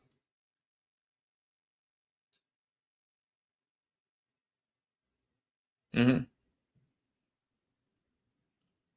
Keishwa Meacham, what up? Salute. We got to get these boys in the ring, bro. Fulton, I don't really give a fuck. I'm gonna keep 100 with you. Fulton, I don't give a fuck. I am a Better B fan. I'm a Better B fan, so I would love to see him back. But we need Tank, we need Virgil, we need Devin Hank. These motherfuckers need to get in the ring, bro. And with Tank, it's some stuff outside of his control. But with Devin and Virgil, what the fuck is going on? What are y'all doing, bro? Right side, what's up, homie? What's going on, bro? Any announcement for Lomachenko fighting? Nah, bro. They say he's supposed to be fighting Charlie Suarez. We'll see if that happens. So I saw this caption. I wanted to share with y'all. I think this is just a travesty what's going on in 2026 right quick. Speaking of Virgil, he begging for a boost fight, bro. Oh my God, what happened to Virgil? He begging for a boost fight right now, man. Robert Garcia, man. Robert Garcia, man, he begging, bro. Talk to him, Robert. I think Boots, if he really feels comfortable and his team feels that they could beat Virgil, why not? We're available November. Let's do it. And then if you beat Virgil, then go after the unifications and undisputed. But in the meantime, show the world that you are better than Virgil. He won't do it. He won't do it. They're going after Kelly, who if they make him fight by November, a doctor will clear him. They will clear him, but it's not the right thing to do. I have to apologize to Robert Garcia because I think that Robert Garcia is an outstanding trainer. If you really follow this channel, y'all know in our yearly knockout awards that we do every single year, y'all know that I think highly of Robert Garcia as a trainer. He literally finishes fucking top 3 every year. Don't fuck my question. Do you mean duck, bro? Are you having an aneurysm? Are you having a Devin Haney fan aneurysm, bro? I'm gonna scroll up, but I think you're having a aneurysm. He said, why ain't nobody tell Better Beef to be great and move up to cruiserweight, KO? Because people pick and choose. Because people pick and choose. And Better Beef was never a threat to Canelo. See, the people that tell David Benavidez that, bro, a lot of them are Canelo fans, and they were trying to play into Canelo's narrative that, oh, he don't bring nothing but an extra 25, 30 pounds to the table. Oh, he ain't done nothing. Why he just worried about Canelo? Start your own legacy. He should be a cruiserweight anyway. He's really a cruiserweight. He's 225 pounds because that's the excuse that Canelo made to duck David. For Better Be, he's from Russia. He don't talk a lot of shit. He's no nonsense. So he doesn't give people that ammunition that David Benavidez gives them because he don't pop his shit like that. He a silent killer. And when he do talk shit, his fan base isn't loud enough to where it causes Canelo or his fan base any flack. So that's why, bro. The same, they don't do it to Bivol either. Bivol and Better Be were career fucking light heavyweights, and nobody pressures either of them to move up. They're gonna let these niggas fight 5 times. They're gonna let them fight 15 times before retiring and never move up. You ducked my comment too.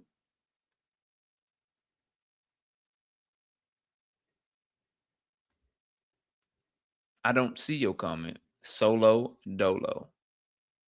I done scrolled all the way up this motherfucker. Oh, here we go. Guess that was a take that didn't age like fine wine. You claimed Tank was coming back this year, starting in January, then to spring, then fall. Now you finally concede. You sound stupid. Lance Pugmire said Tank Davis was coming back in the fall. I've always maintained that he will come back once his case is set in Baltimore. I have said that the fucking thing in Miami can't keep him from fighting, but a bench warrant in Baltimore can keep him from fighting. I said I choose to believe Lance Pugmire over other people because he is far more reputable than them. That's what I said. But I don't understand why you hold me to such a high standard. I don't understand that. I don't understand that. I do not understand why you hold me to such a high standard while claiming that I don't know what the fuck I'm talking about. Yeah, that's some sucker shit. So I'm so right. You wait for me to think that I'm going to be wrong, or you wait to think that I'm wrong so that you can try to claim a victory over me. How about this, Solo Dolo? How about you start your own fucking channel? All right? How about you start your own fucking channel? Because you're not wrong often. Okay, if I'm not wrong often, why the fuck do you feel that you think I'm perfect? Let's say I am wrong. Let's say he doesn't fight this year, right? Let's say he don't fight this year. So the fuck what?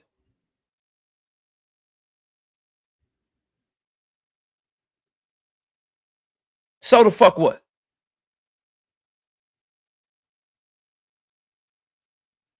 It's better for boxing for him to come back. But the fact are, you're the one that's fucking wrong. I was telling you what someone told me about him coming back. I've always maintained my opinion that he will come back if the Baltimore shit is cleared up. I've said that he can still fight under the Miami situation because he fought under the other ongoing cases that he had through the years multiple fucking times. And I showed y'all the paperwork to prove it. You can't keep him from fighting just because he's going to trial. You can't keep him from fighting just because he has a civil case. But if he has a bench warrant, he probably won't be able to fight. That was my take, which is 100% correct. Now, back to what the fuck I was talking about. I don't know why you want to talk to me about Tank. We'll talk about Tank and Shakur later on. Later on, bro. Now, Virgil Ortiz begging for Jerron boots in his fight. Right? Begging for Jerron boots in this fight. Is Virgil a day late and the dollar short? Is Virgil Ortiz a day late and a dollar short? Are they calling for the fight after Boots Ennis has already turned his back and said, fuck you, I'm going for undisputed? I think so. And I don't like it.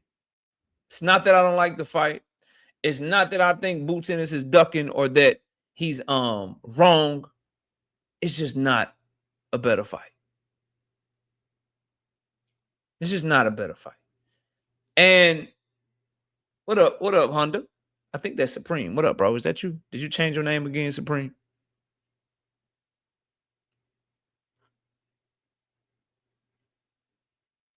I just don't want this fucking Josh Kelly fight, bro. I'm gonna be all the way real with y'all. I don't want this fucking tune-up unification. I don't want this tune-up unification, bro. Tune-up unification against a nigga who got stopped by a nigga that you fucking stopped. I don't want it. And if I hear Virgil team talking right, why can't we just get him to send a fucking offer? I think it's because Boots done turned his back. He say, fuck that nigga. I ain't sending you no offer, nigga. Drown, nigga.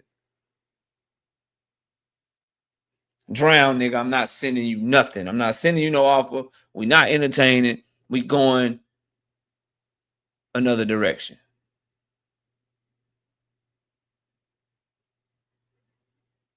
All right, then. I guess this is what we getting. I guess I have to just concede that we are getting the lesser fucking fight.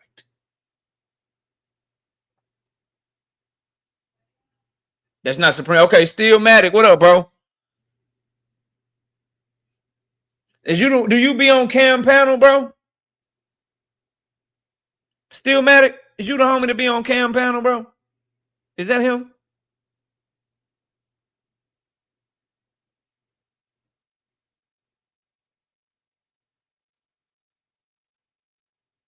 Okay, bet, bro.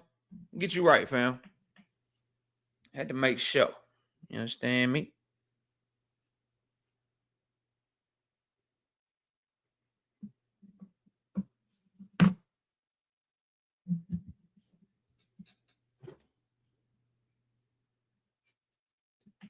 Hold on, y'all. Give me a second.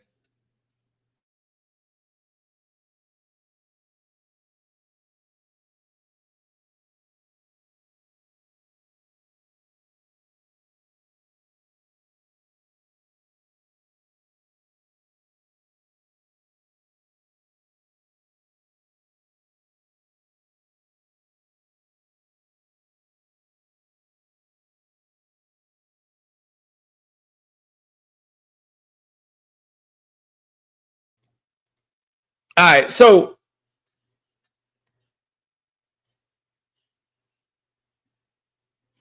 I don't like this situation at 154 pounds. I feel like Josh Kelly is in the way of fucking fights, bro.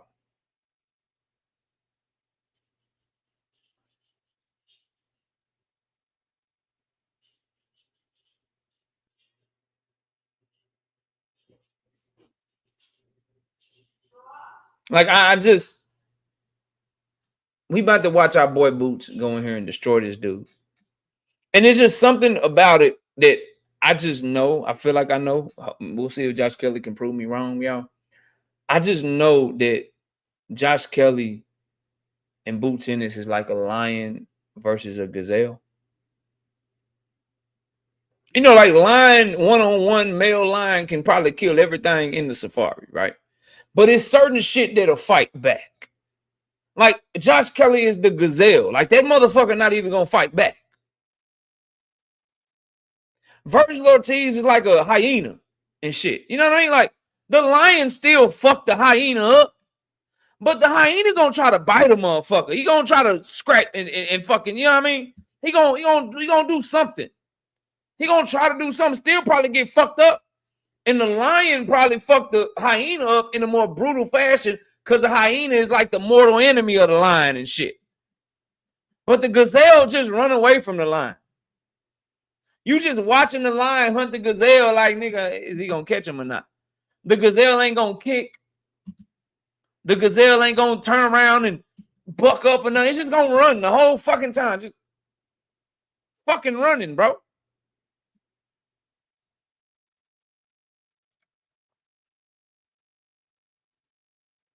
Shout out to Herbert Johnson, being a member for 5 months. I bet your ass can't make it to a year. He says, Virgil is the one that scared KO. Yes, Virgil did duck boots. But they calling for him now, so please make it happen now. Don't fight no fucking Josh Kelly, bro. Straight like that says, why Virgil ain't pressing to fight Fundora? Because I'm sure we going to lose to somebody he'd rather lose for more money. Because them two tough-ass fights for Virgil. But if you're going to lose, man, lose to a nigga that, you know, you get more money fighting. See, this that bullshit. No, it's not. No, it is not.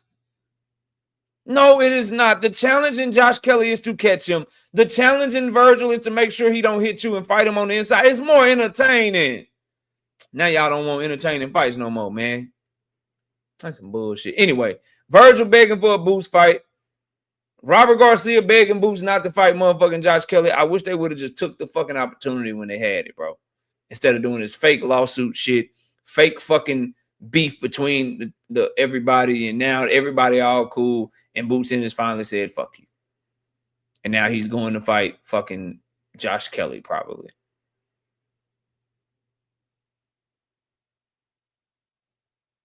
So it is what it is, bro. We gonna keep this shit moving, man. Y'all get ready for this tune-up. Get ready for this Boots tune-up. Tune-up unification. Tune-up unification. That's what we're doing. He is begging. Every fucking podcast they go on, we want the Boots fight. We want the Boots fight. We want the Boots fight. That's begging. That is the definition of begging.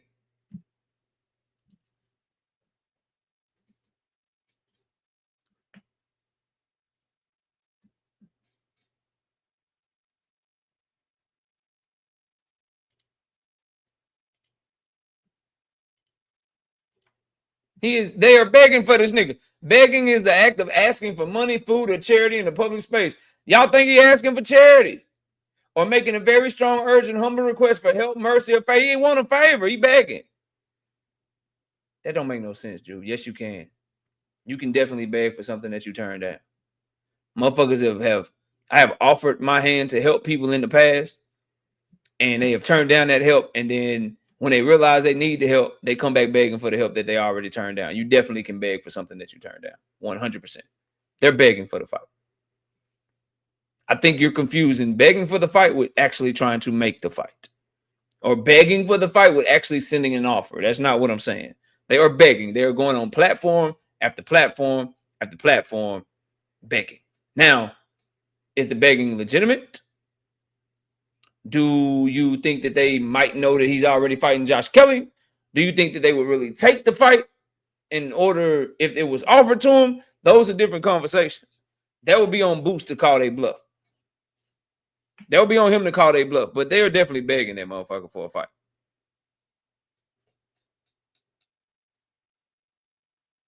Say if Boots sent him an offer, I bet his bitch ass won't take it, KO. We'll never know because Boots said, I'm turning my back on you.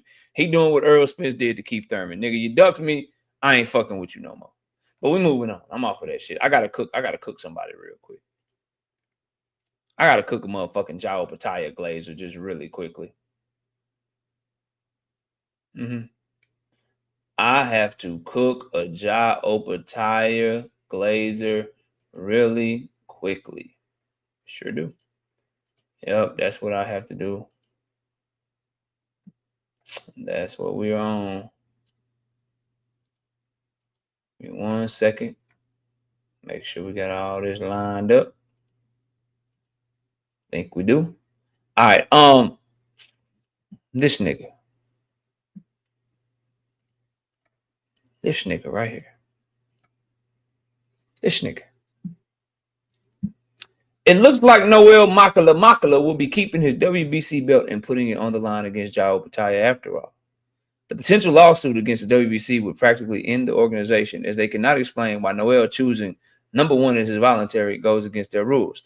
For all who wanted him to get stripped, you absolutely useless to the sport, including Benavidez. Checkmate. You know what's useless to the sport?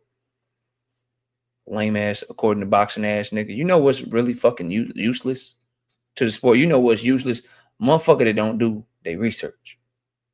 This line right here is hogwash. It's bullshit. It's nonsense. The potential lawsuit against WBC would practically end the organization as they cannot explain why Noel choosing number one as his voluntary goes against their rules. Let's put this motherfucking statement to the fucking test. You dumbass. Put it to the test. So, Noel Makala. I guess motherfuckers don't know that you can look this shit up, right? Noel Makala versus David Benavidez was ordered May 29th, 2026. May 29th, 2026. Okay.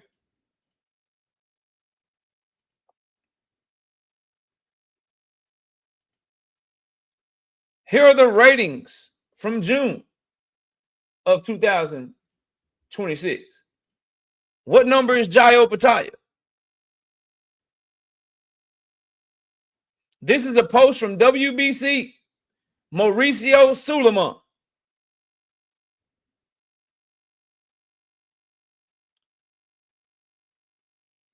In June, last I checked, June is after May. How the fuck was Noel Makala about to fight his number one contender instead of David Benavidez when his number one contender was Ryan Ruzicki? He been trying to make the Jao Pataya fight since before Jao Pataya was the number one contender. He just got moved up to the number one contender recently. So you're dead fucking wrong, bro. That fight got ordered with David Benavidez and Noel Makala before Jao Pataya was ever ranked number one in the WBC. In the month that the fight got ordered in May, here is where Ja Opataya was. When the fight got ordered, he was ranked number 3.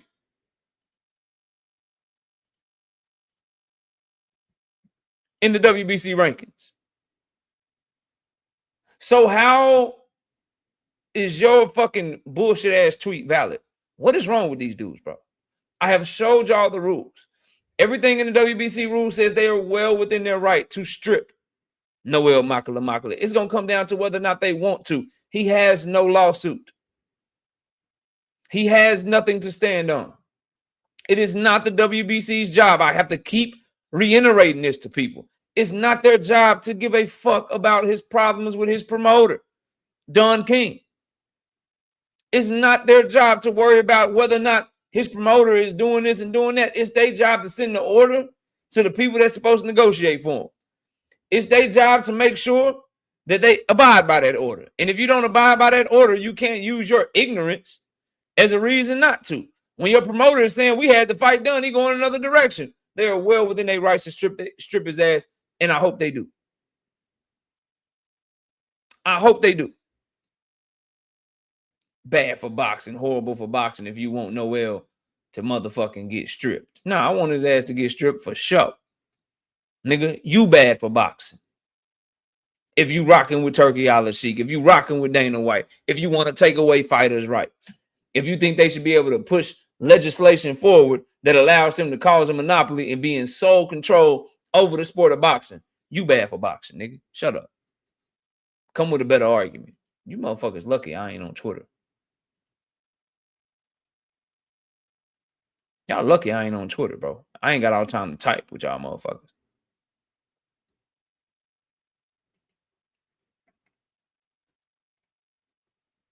Shakur fans, where y'all at? Shakur fans, where are y'all, bro? Shakur Stevenson fans, where are you at?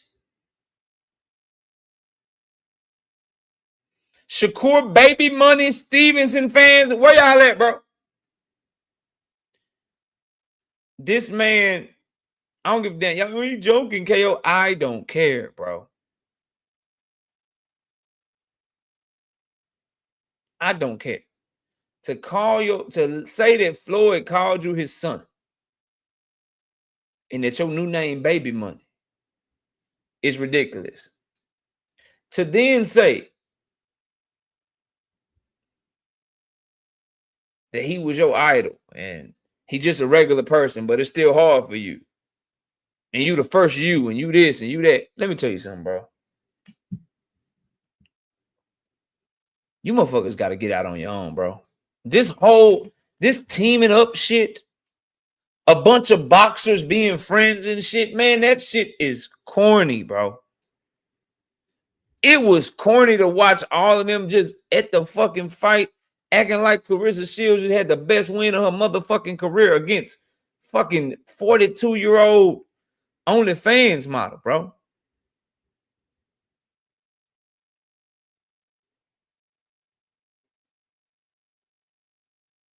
Like, what are we doing, fam? You do realize, bro, this nigga that you idolizing, this cat that you think so highly of, he just like you, bro. He just like you. Meaning Floyd Mayweather will stab you in the back when you become useless to him.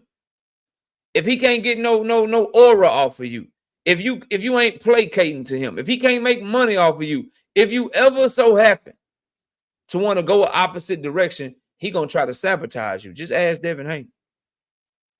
Just ask Tank Davis. But I can see why you idolize something like that. I mean, you do hang out with Bud Crawford and Floyd Mayweather. After all, you do like to record people without their knowledge. You do that shit. You do like to manipulate fans and lie and shit all the time for no fucking reason. Rodzilla, what's up, homie? H-Town in the building. So I can understand the idolization. I can even understand you popping it, bro. I'm the first me. I'm the only me. I'm this, I'm that, or whatever. Will you please show us? Will you please show us? Because when motherfucker said Floyd could do nothing with Diego Corrales, nigga, I'm old enough to remember. People was popping big shit about Floyd and Diego Corrales and how Floyd was scared and Floyd can't do this and do that with Diego Corrales. When you gonna fight O'Shaquie, my nigga? When are you gonna get in the ring with O'Shaquie Foster and get on your Floyd Mayweather shit, man? When you gonna do that? You might be the first you, but can he rub off on you a little bit, bro? Can he rub off on you just a little tiny bit when it comes to inside the ring?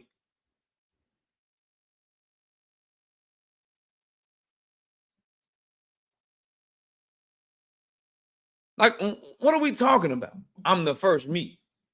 And then he had the nerve to tell James Toney, oh, I don't want to be in your era. I'm glad. What, man, let me put this shit on the screen, bro. Let me put this shit on the screen, nigga. Hold up.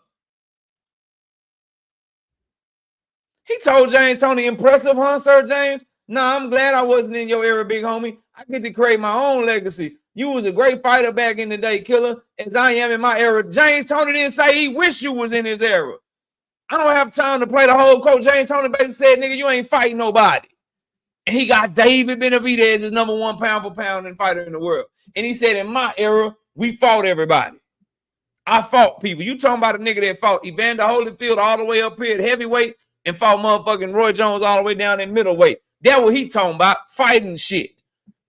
Being a fighter. He ain't say, do you want to be in his era? He said, nigga, y'all don't fight each other. You know what could never happen to James Toney? It ain't a motherfucker that can say they did James Toney how O'Shaquie Foster did you.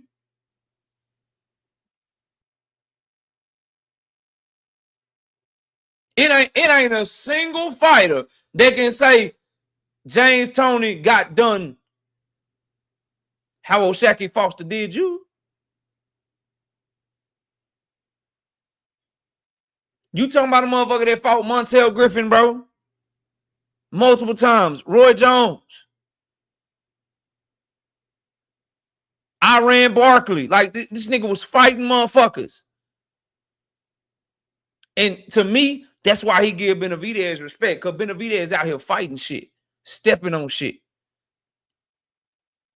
He respect Benavidez because Benavidez will move up 25 pounds to fight a champion. We can't get your ass to move up 7, nigga. You won't even move up 7 pounds.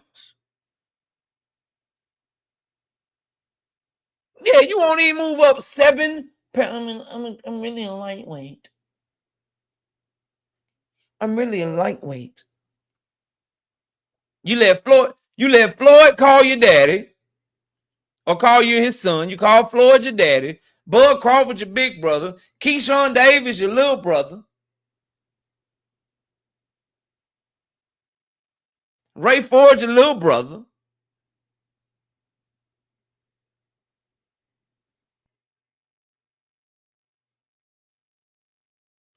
This shit don't work. This shit don't work. This shit don't work. This shit don't work. This shit don't work. This shit don't work. Because I'm smart enough to know that the difference between 126 to 140 is 14 fucking pounds. 168 where Benavidez started to 200 is 32 pounds. Argue with yourself, bro. This is KO y'all talking to. I don't know why y'all think that shit will work with me. I don't give a fuck about 4 weight classes. Nigga, it's 4 pounds between one of them motherfuckers. It's 4 pounds between 26 and 30, 5 pounds between 30 and 35, and 5 more pounds between 35 and 40. Nigga move up 14 pounds in his career. James Toney moved up unlimited, nigga. Don't make me, motherfuckers. Let me tell y'all something. Y'all not finna disrespect James Toney like that, bro. I'm not finna do that to James Toney. Let me see. 242. Anybody? 2. 242, 291, 257. James Toney fought at middleweight, and then he fought a nigga that was 291 pounds, nigga. He fought at middleweight, and he fought a nigga that was 291 pounds. So subsequently, he has made a weight jump from 160 all the way up to fighting somebody at 291 pounds. Nigga, that is a 131-pound weight jump. But Shakur is arguing over 3 fucking pounds, bro. And James Toney wasn't even talking about that. He was just saying, nigga, we fought each other. We fought other people, but miss me with the only moving them one weight class. Nigga, James Toney moved up 131 pounds. You think Shakur Stevenson will ever get in the ring with a nigga that weigh what's 126? 126 plus 130, carry the one, that's 256. Do you think Shakur Stevenson will have the nuts to ever get in the ring with a nigga that weighs 236 pounds or 256 pounds? Who in here believes that Shakur Stevenson will ever have the nuts of James Toney and fight a motherfucker that's 130 pounds bigger than where he started his career at? James Toney went from fighting at middleweight to fighting motherfucker that was 291 pounds. Do you think that Shakur Stevenson would ever fight a motherfucker that weighs 256 pounds? Come on, fam. Dale Pip, 5-piece. No biscuit in the super chat says, keep cooking, KO. The fact that you understood what James Toney was saying is amazing, KO. That's true. And what you just explained is why Shakur fights the way that he does. It's why these niggas look for advantages the way they do. And it's why boxing is watered the fuck down.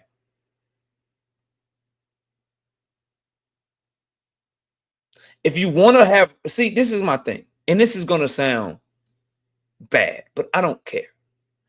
If you want to have a career where you don't have to take risk for your job, then don't be a fucking fighter. That shit don't go together. That is the disconnect between fans such as myself and boxers, or fans such as myself and other fans that cake for these niggas, man. You can do anything. You chose to box. You can get an education. You can get a trade. You can start a business. You can do any number of things. But if you chose to fight, I don't want to hear shit about, oh, I gotta preserve myself. Oh, I gotta make sure I'm safe. I'm not trying to hear that shit. And if you notice, a lot of the OGs like James Toney, they fucking with David. They fucking with David because of how David carried himself as a true warrior and a true fucking fighter, bro. Now, it's Rolly and T.O. fight week. It's Rolly and T.O. fight week. Last topic, then we drop in the link. It's Rolly and T.O. fight week. And let's just call it what it really is. Rolly and T.O. fight week is really Tank versus Shakur resume conversation. It's Shakur fans hoping Team Alifu win, and a lot of Tank fans hoping Rolly win. So that somebody can age, somebody's resume can age better, because if we can't get them to fight, we need shit to argue about. That's all. This shit is whose resume is going to age better.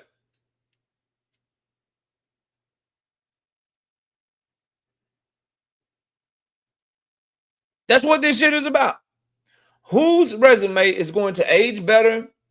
Whose resume is going to stand the test of time? That's all this shit is really about for a lot of Shakur fans and a lot of Tank fans.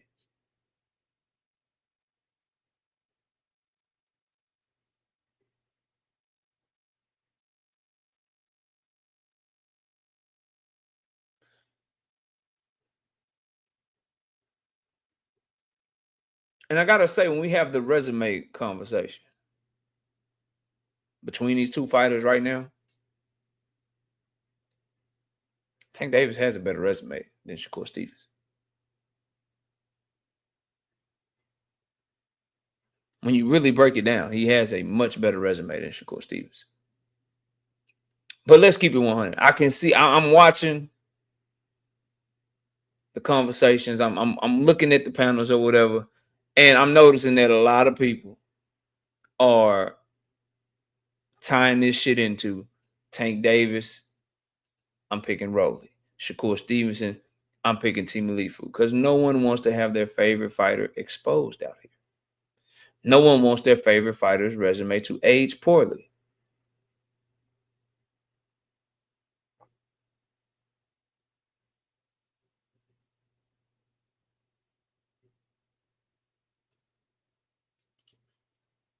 Ill Will says, nah, Zepeda and Team Alifu cooks Tank resume. I take Zepeda and I raise you Ryan Garcia. I take Team Alifu and I raise you Leo Santa Cruz, bro. Like I don't know what y'all be talking about, bro. And then your resume, see what people try to do, right? Is they talk that accolade shit. Now I understand Shakur Stevenson has more accolades than Tank Davis. But when they fight world level competition, who puts on better performances? Who's more impressive in their wins? Who's fought more world champions? Who's fighting at a disadvantage? Who's smaller than everybody that they almost always fight? These things matter. Your resume isn't just your accolades. It's who you beat. When did you beat them? How did you beat them? Were they in their prime? Were they not in their prime? Did they even have a chance? Did you have any disadvantages? Did you have to overcome anything?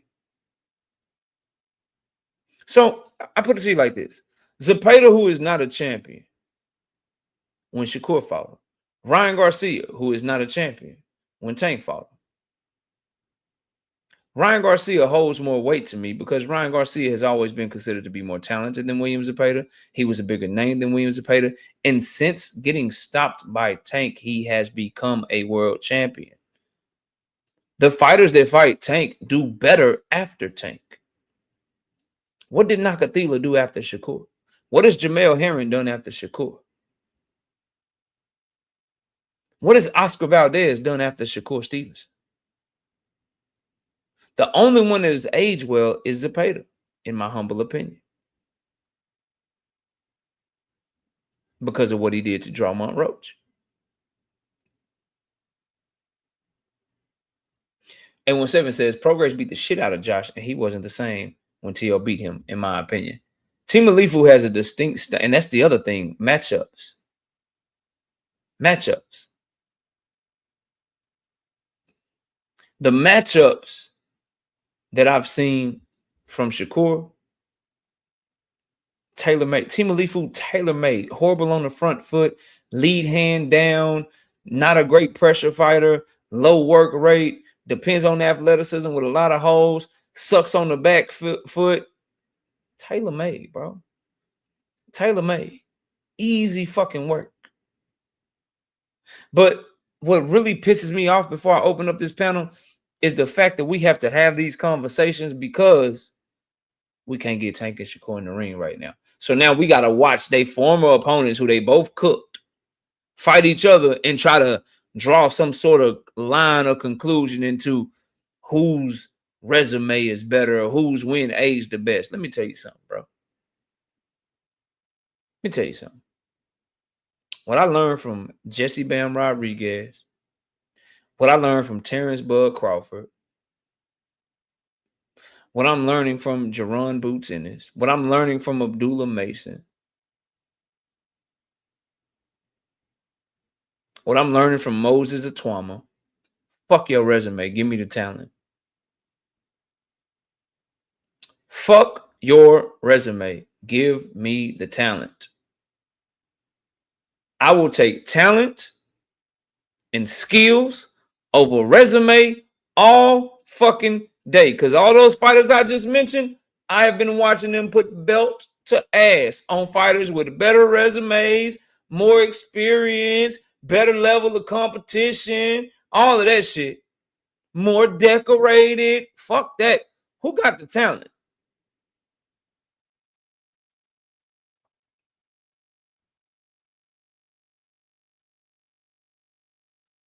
Who got the talent?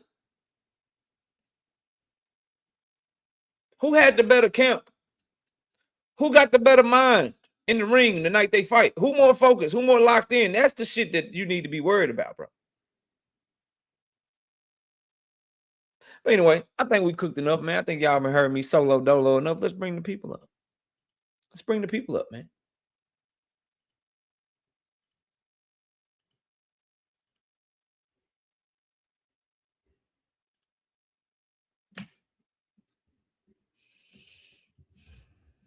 Let's bring the people up.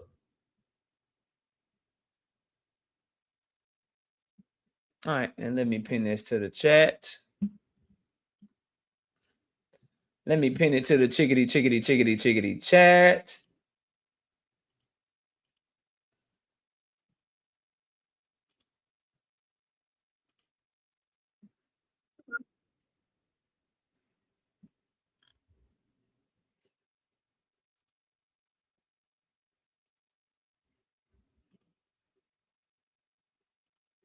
Pin that one.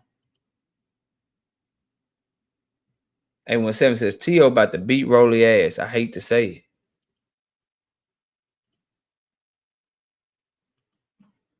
it. Victor, what's up, man? Talk to me. Hey, what's up, KO? I'm chilling. Hey, look here, man. Let me just say this real quick before we get started, or before I get started.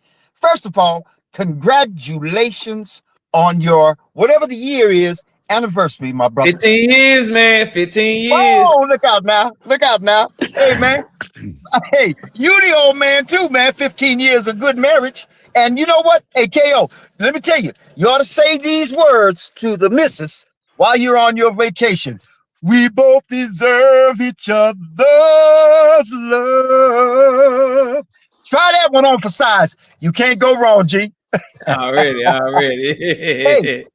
Yeah. Hey, look here.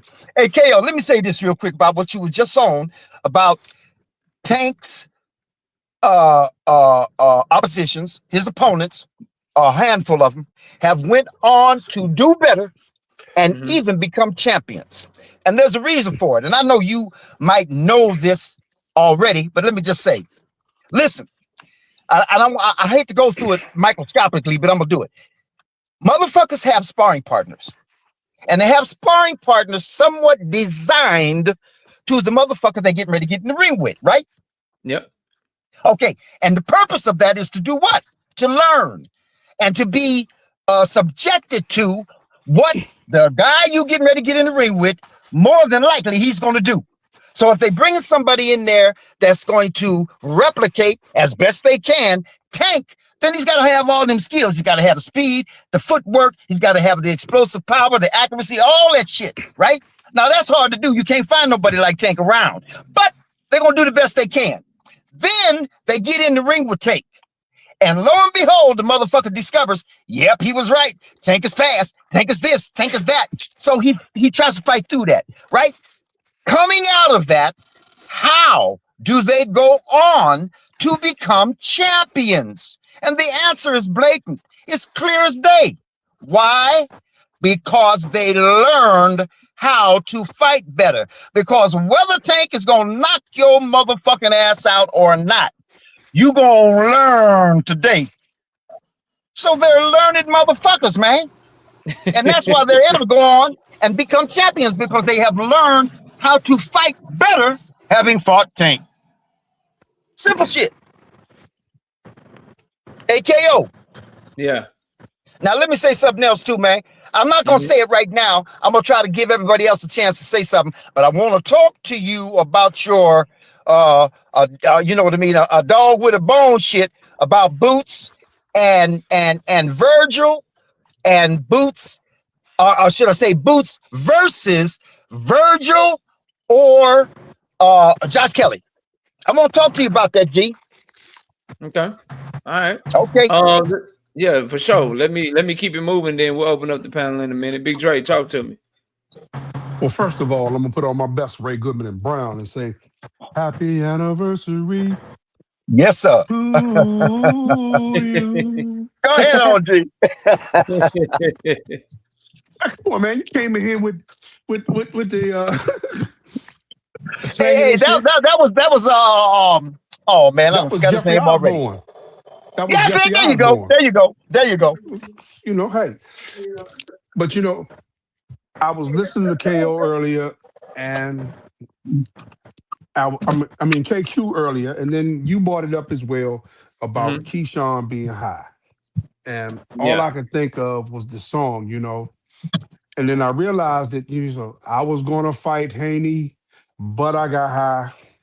Damn. I was going to knock him out in 3, but I got high. Then I ducked the bag. Jay Crisco kicked my ass, but I got high. You know I got high. Yes, I got high. Damn. Go ahead, OG. Damn, that's tough. Dundry, talk to me, bro. That's messed up, bro. So everybody else see.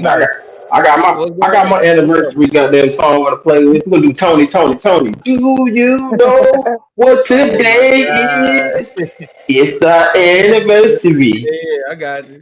Yeah, you gotta give me one in. Yo, I'm here to praise the sugar roller Romero coming out here to knock T.O. ass out. Y'all already know what's coming on. Once he knocked T.O. out, I don't want to hear nothing else. Everybody gonna give Rolly finally get his respect. You know what I'm saying? And I'm tired. And let's get on the charades. That's what's really pissing me off today.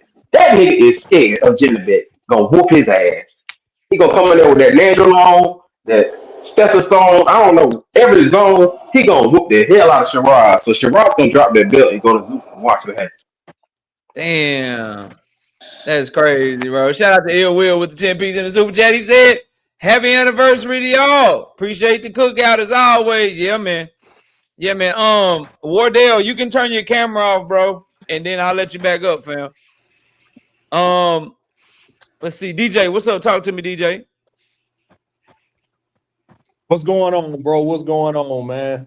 Chilling, fam. Had come in and talk about a few things, but I'll keep it quick and I'll keep it pushing, man. Let everybody else get in.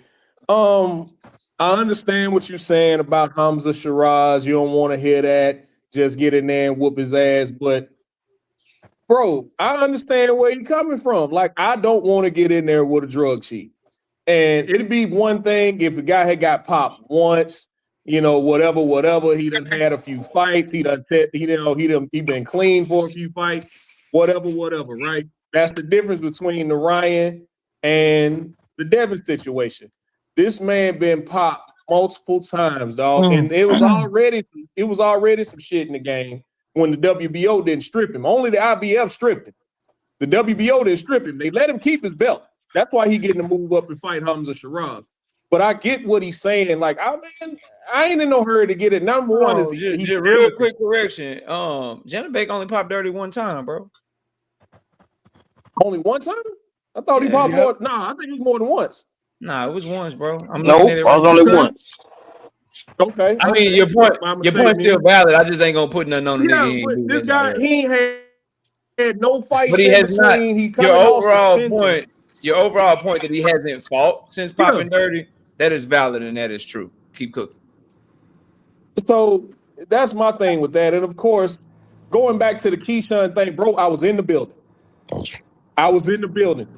I'm telling you, the way the energy shifted when they put him on the screen, because Bud got cheered. Everybody was getting cheers, bro. Bud got cheered. Floyd got cheered. Usher was there, all that type shit, right? When they put Shakur on the screen, Shakur got a little light applause.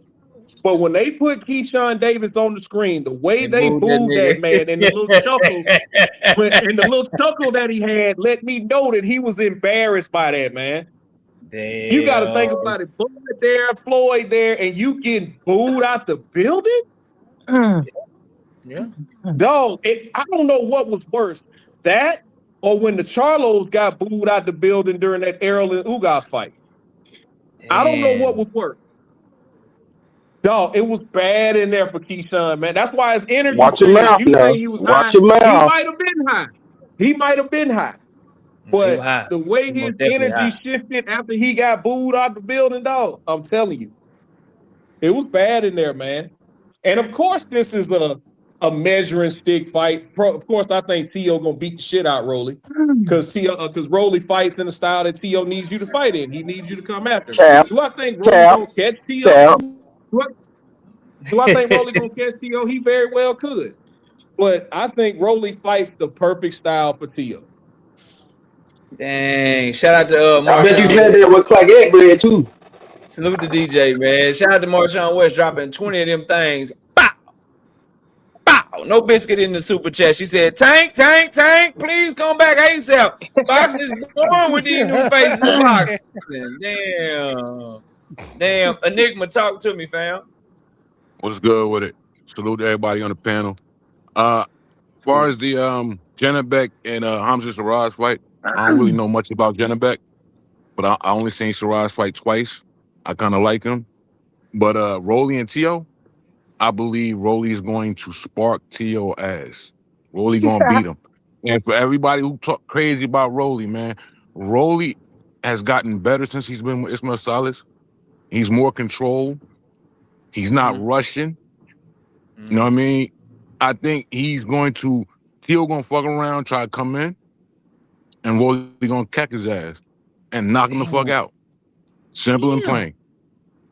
Damn. Okay. Right side. What's up, man? Shout out to my brother KO. Shout out to the panel, man. DJ, we glad that you didn't come up here with the Eagle nonsense. We appreciate that, brother. Not yet. Give it time. Not yet. I already know. But first things first, man. If T.O. come in with the right mind state, I think that he beat Rolly easily. I just don't know what his mind state gonna be after what we just seen with him and his father, that whole debacle. I don't know what his mindset gonna be coming into this fight. So in a perfect world, T.O. wins that fight pretty easily because Rolly. Wait till this panel open up. I'm gonna go crazy. Hey, that's you fine. Bro. But at the end of the day, the styles match up and styles make fights and whoever can implement their style. I think that's the perfect style matchup for Teofimo Lopez. Man, I just don't know what the man gonna think coming in. Second point, and I'm gonna leave it at this. Damn Janabek, because I was a fan of him, but hey, I agree with DJ. Once you sit here and you go and you done pop dirty, it was only one time, DJ. No disrespect to you, but even with that one time, how the hell you move up and you still you not stripped? These boxing organizations got to do better than what they're doing. They're not handling these things correctly. And in my personal opinion, if you pop dirty, you need to be dropped in all the rankings, and you need to work your way back up after continuous drug tests. That would be that's how I would handle the situation. But I'm gonna leave it like that. And then when you ready, whoever said it, whenever you ready, brother, we can do this. Oh, when the panel, I'm getting on your ass. Don't worry about it. Shout out to Brashley, man. 5 piece. No biscuit in the super chat. He said Rolly said he beat Ryan on estrogen. Rolly in 9. Yeah, I seen that clip. Yeah, and I'm gonna team up with you when it comes to talking about that Rolly getting easily whipped by T.O. I'm with the niggas that think Rolly got a chance, a good chance. Hey, be more bully. What up, man? Yo, what's going on? What's going on? Chilling. Hey, man, you know what though? The fact that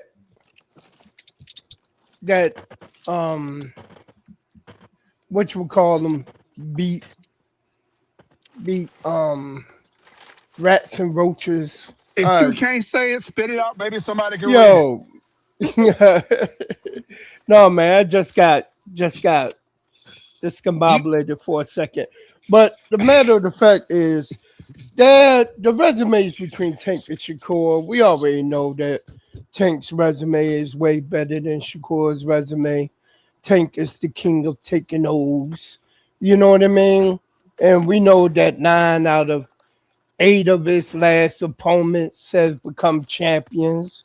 You know what I mean? While Shakur's resume is spotty at best, and at 35 he hasn't done anything at all or beaten anybody worthy enough other than William Zepeda. You know what I mean? And I picked William Zepeda to defeat Lamont Roach. You know what I mean? But that's not here nor there. This is the tale of two different boxers. One who has came out and looked as strong and regressed. It has gotten worse, especially since that last fight T.O. had with Shakur. I'm like, what the hell was this cat doing? You know what I mean? And with Rolly, who has gotten better and gotten even better with a new trainer after capturing the championship. So I got Rolly defeating soundly T.O. You know what I mean? I just think T.O.'s going to come in reckless as always with one hand down, because even if he's training to keep that hand up, once he started to get tired and draw it enough, it's going to come back down. You know what I mean? His muscle memory isn't that good. You know what I mean? It's once you get in the habit of doing bad habits, of doing things like leaving your hand down, not working on your footwork, once you begin to get tired in the fight, it all comes back. And that's when he's going to go down. Somebody got something in the background. I think that was you, Enigma. I got you. All right, we're going to Lil. What's up, Lil? You can hear me? I can hear you. What you got for the show? Man, really all I wanted to say was I want to see Lamont Roach versus Abdullah Mason. That's it. You trying you Lamont Roach, you don't like him or something? You trying to get him killed or like, what's the I deal? mean, I just think he a gatekeeper at this point, so I think he a good, Abdullah Mason probably, it's a good, gauge. I just want to see the ass whoop, bro. Yeah. That's what I was saying. You trying to get him killed? Like you don't like Lamont Roach? It'll be a good fight. Yeah. Nah, that's not a good fight. That's ass whooping. It's an ass whooping. Yeah. That's a horrible fight. That's a horrible fight for Lamont Roach. Salute though. Yeah. We got welcome to we got more room on Abdullah Mason bandwagon. Come on up. Come on board. Good. Wardale Pippins, what's up? Can you hear me? I can hear you, man. What you got for the show? Oh man, I follow Tank. First of all, salute to the panel, and you do too, KO. You be cooking, man. I appreciate that. Appreciate you. When Tank left the game, that's when Shakur started running his mouth. You know what I'm saying? But anyway, make long story short, him and Keyshawn had a nerve to show up at the fight. Ducks belong in a pond, not boxing. You know what I'm saying? Mm-hmm. Anyway, they gave boxing a black eye for a little bit. You know what I'm saying? Mm-hmm. We need some insight on that, but it's all good. But I want to see Tank fight Shakira. Anyway, it's the bottom line, man. They gotta fight, bro. They gotta fight. I'm glad Tony called them out, though. I'm glad somebody had to do that. You know what I'm saying? So, salute to the panel, man. Salute, bro. I appreciate you guys. All right. Already. Shout out to Kurt Hurd with the 5-piece in the cash app. He says, can't stay up. I'll be on the replay crew. Make sure you hit that like button, Kurt, when you go on the replay crew. Shout out to Block News Media. 20 of them things. Bah! 20 piece in that cash app. He says, I got here late, so I'm at the beginning of the show. Okay, well, when you catch up, you're going to hear me say, salute to you for the 20 piece. I appreciate you. All right, panel is open. Talk y'all shit. We got about 30 minutes of shit talking. I'm here. Y'all remember when Kobe used to put the fingers up? I never forget him for what he did to Holyfield. James told him go to hell with them hard ass punches. Hey, KO, you remember when Kobe? You remember when KO used to come? What'd you say, Dundry? What'd you say? I said, you remember when Kobe used to put the fingers up for the ISO? Get out my way. Yeah, What yeah. dub at? Get out my way. ISO, nigga. Oh shit. No shit. Nah. Since T.O. so nice, this is tailor made. I want you to go back and look at Claggett, Braggett, Bread, as KO would call him. Josh Taylor was having Sandor Martin. If T.O. is not, if T.O. does not know how to be first, he's a counterpuncher. No, And we if agree. Rolling is his Fact. patient, That's a fact. so Hey, if ain't Rolling, no, ain't, Roll, Let him wait, go. hold on, no, let it's me on the cool. panel, Let me nigga. OG. It's my turn. Let me get this off, old man. Now, how many times I gotta teach you this lesson, old man? But Hey, be respectful, nigga. nah, Please They let him kind of finish. fucked up. I ain't Already. going. Oh, Already. nah, I ain't going. but I'm just saying this: if Broly as his patient, even though he got knocked out by Pitbull, watch the first part of that fight when he was boxing around the ring. He's patient. When he did with Ryan, was patience. If Keo has to be first, he's going to get his ass knocked the fuck out. I'm No, telling you no, this now. we agree And on I'm that point. We We agree agree with as that, far as bro. But what yeah, I'm what saying, yeah. if you want to hold talk on, about man. old man, let's talk about what Ismael Barroso was on Rolly ass. Let's talk about that. And Tony Weeks gave him a gift TKO. Let's talk about when that old man was okay. on Rolly ass. Okay. Now look, man. But But but hey, the thing when did is, you know, Tio? When the last One time at a Tio time. knocked One at a somebody out? time. Please. Let Doug. When They the last trying to time jump you, Tio knocked Dungeon. somebody out? Let I them, know. jump you, and then you can respond back. They trying to jump I your got ass. you. Let Dub go, and then you can respond back. They trying to jump you. Go ahead, Dub, and then we're gonna go back to No, Dungeon. he called for ISO. He ain't called who he was ISOing. So He no, called no. ISO So for Dub. He called ISO for Oh, Hey, Dub. okay. Oh, hold on. my Hey, I bad. can get I'll the switch. fall back. Hey, hold on. I can Kyrie you niggas. I can Kyrie. I can get the switch and Oh, get you God, off here too. nigga, go I can ahead. get all you. I can get all you niggas off at the same time, nigga. All I right, can let get me you hear in the let me lane. hear right So we side ready to though, get Dungeon. packed Hold up on, then. All right, I let's heard what do it. DJ said about the resume, bro. So all that. Let me hear right side, then we'll bounce it back to you. Right side. What were you about to say, bro? I know, but and DJ brought up a good point there. But once again, we're talking about styles. If you when you bring up the well, hell, I give you Steve. What is it, Claggett? I give you Claggett because Back it. whatever. I can give you that one. I give you Give that him one. Cambosis too. Hold on, hell no, because Cambosis didn't fight T.O. on the front foot like that. He counter punched against T.O. and So forced it T.O. gotta to be be a first. certain thing, And right? hold on, damn, come on, Victor, I'm calm sitting down. back being patient, nigga. I'm trying to get in. I know you are, man. I understand it. All I'm trying to tell you is the way that Rolly fight. Rolly, he not no counter puncher, no shit like that. Rolly he wanna He's crack a your better ass. counter You go puncher than listen to you think Rolly he talk. is. The main thing that nigga told you, if you go listen to him, he was like, the one thing he had about boxing is boxing. That's what he said. I didn't say that shit. And so Okay. if you're gonna go out against somebody like Tio, nigga, your ass finna Wait. you gonna get the shit beat out you because his style fall right into T.O. wheelhouse. Even when you brought up Josh Taylor's style fell right into T.O. wheelhouse.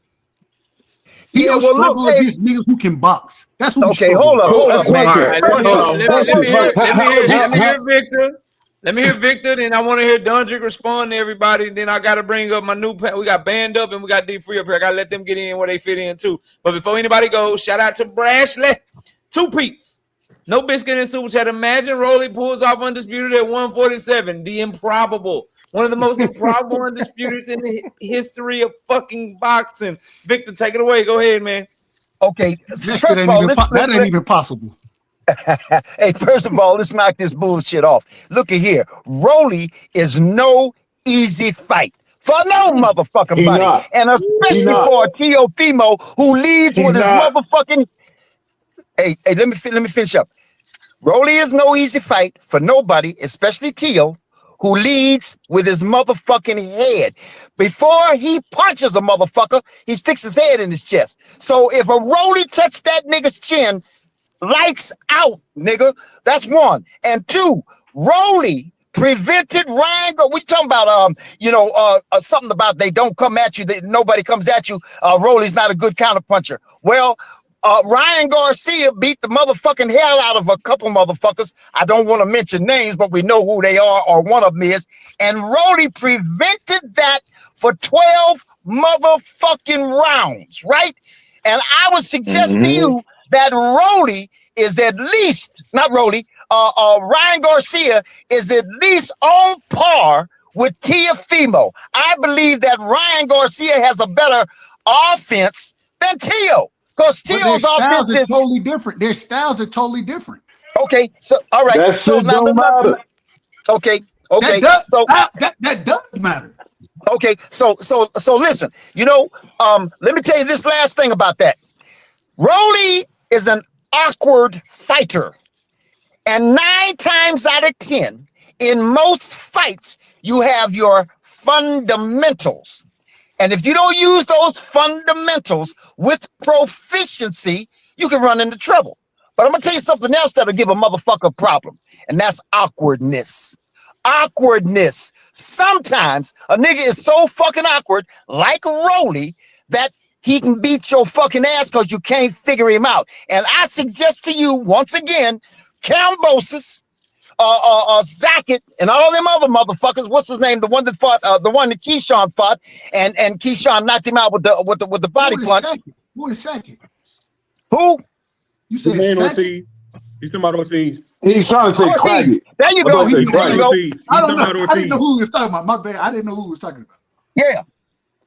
Right. And so where was Tio with all this invincible? You know what I mean? And so I'm suggesting that you're trying to say that Tio's going to beat Rolly because everybody thinks that Rolly can't fight or he's like Tank said, a dumb fighter. No, he's awkward. And sometimes awkward gets you over the hump if the motherfucker can't figure you out. And Tio is known for not being able to figure a motherfucker out, starting with Cambosis. Okay. All right, Dundry, go ahead and respond to everything. Then I'm going to band up. I'm going to D3. Go ahead. All right, I'm gonna keep this short and simple. First of all, you ain't winning no fight with your goddamn daddy in your corner telling you where's your goddamn power. First of all. Then at that, I'm gonna say one more thing.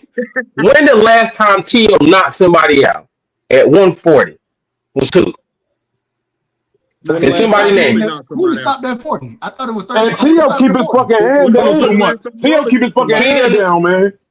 Tio does not have the power to be at 47.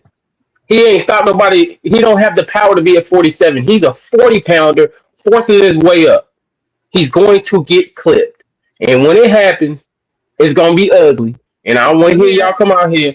Y'all need to praise Sugar Romero. He need to be number 5 pound for pound like Shakur. Hey, hold on. If Shakur can go pound for pound for beating goddamn Tio, Rolly need to be on pound for pound for beating Tio ass too. Shit, yeah, I'm propaganda getting moved this week, nigga. Oh shit. All right, let me get some new ones up here. Band up. Welcome to the panel. Talk to me, man. What you got? What it is, KO? What it is? Let me shake some shit up, man. I got my analysis on that Tio and Rolly, but let me shake some shit up, man. Yo, I keep hearing this boxing been born since Tank last fight. Nah, man.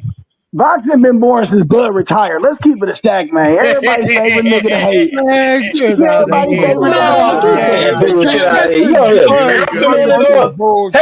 Take it out, man. Come on, man. You know, everybody posting that hate. The lives go up, the views go up. You know what it is, KO. Tell them the truth. Tell them the truth. Hey, man, all I know is it's a nigga from Philly. It's a nigga from Philly that's holding that shit down very well.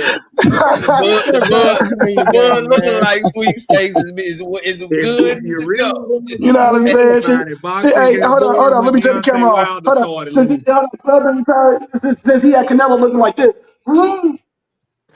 He had Canelo in the face. Floyd, it ain't no special. I seen Floyd Mayweather and Bivol do the same shit. I ain't trying to hear that. Hold on. Canelo looked back at that boy like, did you just punch me with that? Yes, I did, boy. Yes, I did. No, retire. It's called rolling with a punch, bro. Nah, but as far as this Rolly and Tio shit, man, this nigga Tio, dog. This nigga Tio, man, you can never, he's not a fighter you can, even if you were like a strong one of his fans, he's not a fighter that you can put your money on and take it to the bank. I don't know. See, bro, this is my thing, and not to cut you off, I'm gonna let you cook. But my thing is like outside of Shakur, Team Alifu be stepping up in big moments, man. He kind of do, but it's like hey, you know, I'm gonna just tell you the truth, man. One of my first times really like trying to analyze this nigga Tio, bro. I swear to God, bro. I was at work, bro. I was doing security, right? Boom. and I was at a nightclub. And I was with these with a couple Mexican guys, you know what I mean? They didn't really speak too much English. I'm over here talking, trying to talk, you know what I mean, to these guys. And I'm like, hey, you look at this guy, T.O., he finna fight. He finna, you know what I mean? He's real good, you know what I mean? He doing all this shit, bro. And then he go in there and get dropped by Sam Martin. And I'm like, dog, the Mexican guys over here looking at me, shaking their heads at me. And I'm like, see, bro, I done put my money on, not my physical money, you know what I mean? But I done put my words on this nigga. He out here performing like that, bro. I cannot. I don't really like either. I don't really got too much of a dog in this fight. Both of them guys are kind of on my trash list when it comes to skills. But watch your mouth. When it comes to having to overcome something, Two Cents was right.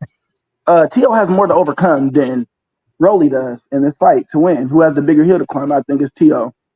But I think that hill is one thing. I think that hill to overcome is his damn daddy and his mind state. I think that's the hill that T.O. got to overcome. And we just being honest, I picked T.O. if he's mentally correct. And KO said it earlier. When you come in these fights, you got to be mentally strong in these damn fights. I don't know what T.O. we're gonna get, especially after we seen that nonsense happen with him and his damn daddy. I don't know what I'm gonna get from him. Damn, and you are correct with that because we've seen great fighters. All I know is, bro, y'all putting a lot of stock in Rolly. I don't really like Rolly. Watch this. That father-son relationship. That father-son relationship didn't matter because, that's how Sean Porter. Look about it. Sean Porter and his dad didn't have a great relationship like that. You see that motherfucker funny town. I can actually, when I hear Kenny Porter, he actually sound like he know what the fuck he talking about when I hear him talk. Timothy Lee Senior be sounding like a fucking crackhead when I hear him talk. Hey, that's like an alcoholic. That's gin. That's gin. That's gin. Y'all let me get my brother out of DC in this thing. D Free, what's up, bro? What's going on? Can you hear me good? What up, Free? I can hear you loud and clear, fam. What you got for the show, man? Hey, man, I hear y'all talking. This is a 50-50 fight. I've been doing a lot of study on this fight because this is one of the fights that we got to pick, and I'm back and forth. What I'm looking at, and I heard you mention it before, okay? You just mentioned it not a second ago.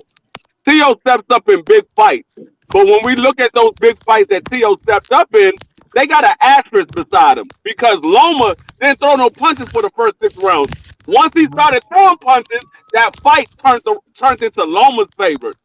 We looked at the Josh Taylor fight. Josh Taylor was a guy that was supposed to be fighting at 47.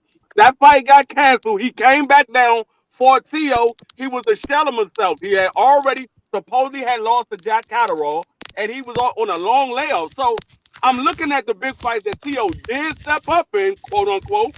They got an asterisk beside him, and then I hear what people say about Rolly, the Barossa fight, these other fights that he had. This was before he had Ismail Salas.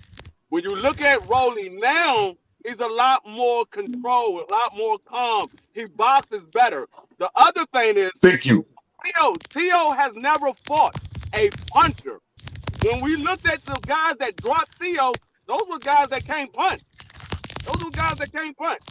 When we look at what Rolly has done in his career, Rolly has never lost a decision. The only time he lost, he got stopped. I don't know if T.O. can stop I heard Rolly. you say that, and I was listening to Cam J, and I heard you say that, and so I wanted to know. Y'all don't remember the Marinez fight? Y'all don't feel like he got outboxed by Marinez? Yeah, they robbed him, but sometimes the coach get favor. You took it from me, KO. I think it was a close fight. It could have went either way. But I mean, it is what it is. I mean, he never lost a decision. There's fights that we can look at T.O. We said, hey, T.O. got some gift decisions as well. So I'm looking at Jermaine Ortiz and Sandor. I see a bigger hill for T.O. to climb than it is for Rolly. And when we say big fight, T.O. get up for a big fight, do he look at Rolly as a big fight? Or do he look at Rolly as somebody that's not on his level? He better look at it as a big fight coming off and getting his ass whooped. For sure. He didn't get up for the Shakur fight. Hey, gentlemen, and let me tell you something. I think he just got outclassed by Shakur. That's a horrible. Nah, he ain't get up for it. Let me say this real quick. Hey, don't forget, gentlemen. I don't know how people forget this or ignore this. Rolly ain't no little motherfucker. Rolly is a big boy. Believe it or not.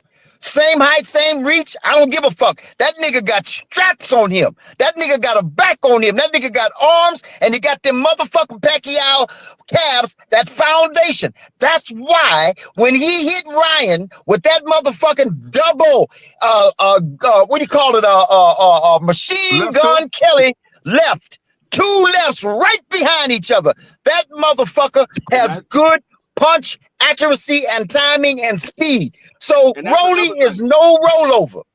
That's another thing. No. T.O. gets touched up in every single fight No. he's been in. And if he gets touched up by Rolly, there's a good chance he could be going to sleep. Look, the bottom line is this. Mhm. T.O. mentality is not in this fight. Mm. I don't know what made them two dumbasses decide to do a nationally televised or streamed interview on Ring The Magazine dumbest shit we've talking ever seen. about I've never Yeah, seen that nothing was this dumb as crazy. shit ever. Yeah, talking talk about about it. Yeah, fact. how they failed each other in the last fight against motherfucking Shakur. And then I'm sitting back and he's still doing interviews. T.O. being talking about he hasn't gotten over that fight. If you're not locked in right now, knowing you going into a ring with a motherfucker that's bigger than you and got the hardest fucking punch he probably ever going to face in boxing, Exactly. and is getting better as we speak, something is the fuck wrong with you. And that means, to me, that means he about to lose this fight. Because if he ain't up for it, and if daddy going there with one or two drinks in the system, it's going to be the same goddamn result And it ain't as one or it two. was. It ain't one or two drinks We in gonna this. And burn let me down. catch I this just super think chat. everybody. I think Let me catch Number super chat one, real that quick. Shout out interview to was Brashley. Shout out to Brashley with the 2-piece in the super chat. He says, I just want Shakur resume to age like milk. I ain't mad at that. I think that Crush the Legend, who's live early in the morning, he's bringing up some great points from the chat. And I want to ask y'all this. I want to get to this because I think it's some great points. Does anybody care that's on T.O. side of this argument?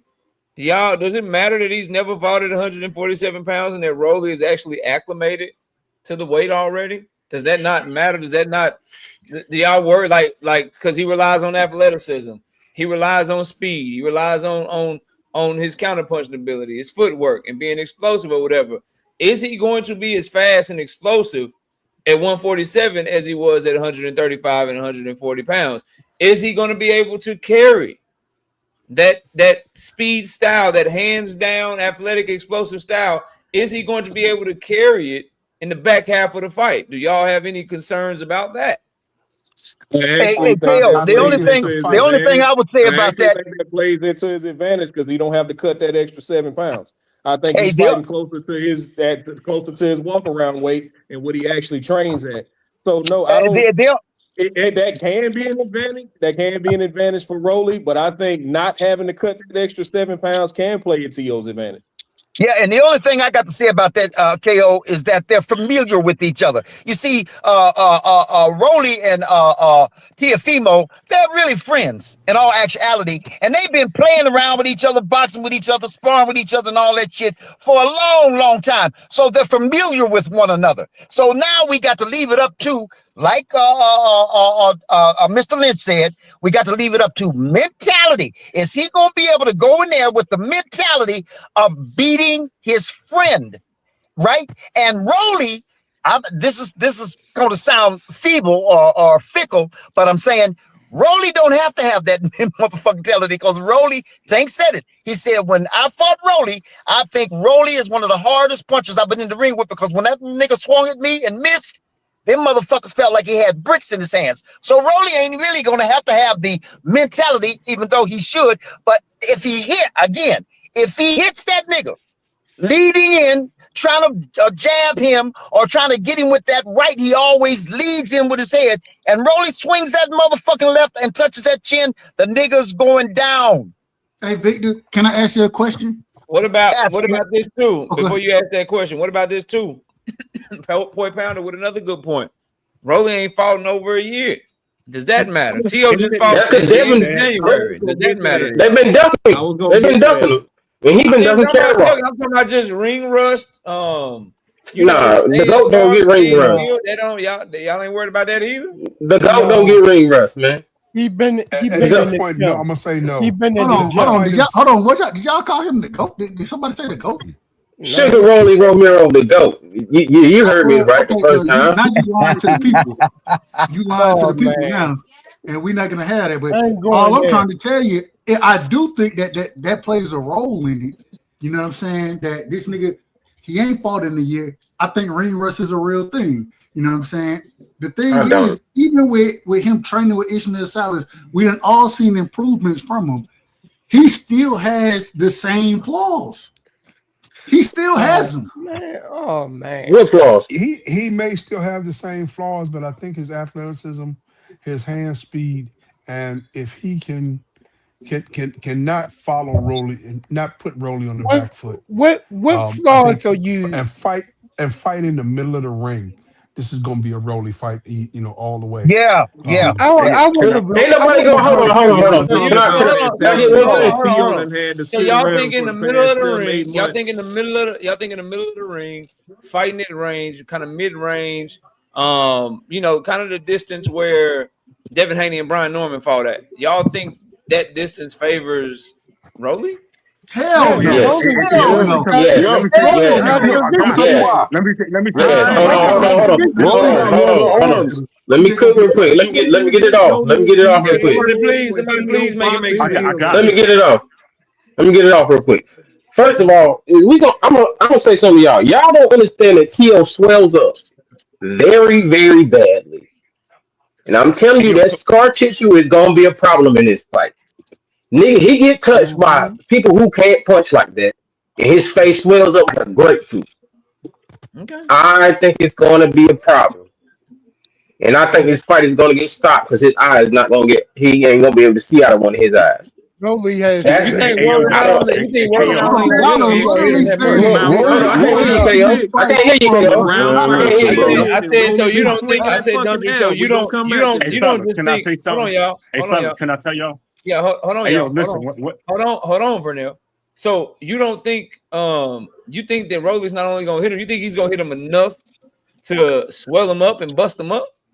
Yeah, I think first of all, I think if Shakur punches swelled his face up and goddamn baguette bread swelled his face up, about 4 Rolly punches gonna swell that eye up. He only gotta hit him 3 times, and it's gonna be his eye gonna be about clean. Rolly got that reach advantage. That's what I was Can can I tell y'all something? Hey, yo, can I listen? All right, let me put y'all deep what Rolly did when he fought Ryan Garcia. If y'all watch boxing, what the hell Rolly do to the whole fight? He had that hand right up there where that left hook is. Y'all, what you mean? I want to hear what? Hey, did anybody see? Yeah, that's what I'm saying. Yeah, he got better in fighting. That's why he beat that nigga. Hey fellas, let me piggyback on what you said. Did you hear? That's the only motherfucker that fought Hold up, man. Hold up. Let me drop my shit. Hey, did you guys see the motherfucking drop that Rolly did? I forgot who he was interviewing. Being interviewed, and he was talking about the fight with Ryan Garcia, and he was talking about how he drove to the arena in the car and was thinking about the Lord, my Savior, and all that kind of shit. But the he was thing talking about Timothy Bradley. But the thing he mentioned was, I couldn't use my right hand. I got my right shoulder massaged before the fight, and I couldn't use my right hand. I ain't saying nothing like that when he was talking to Timothy Yeah, Bradley. I saw it.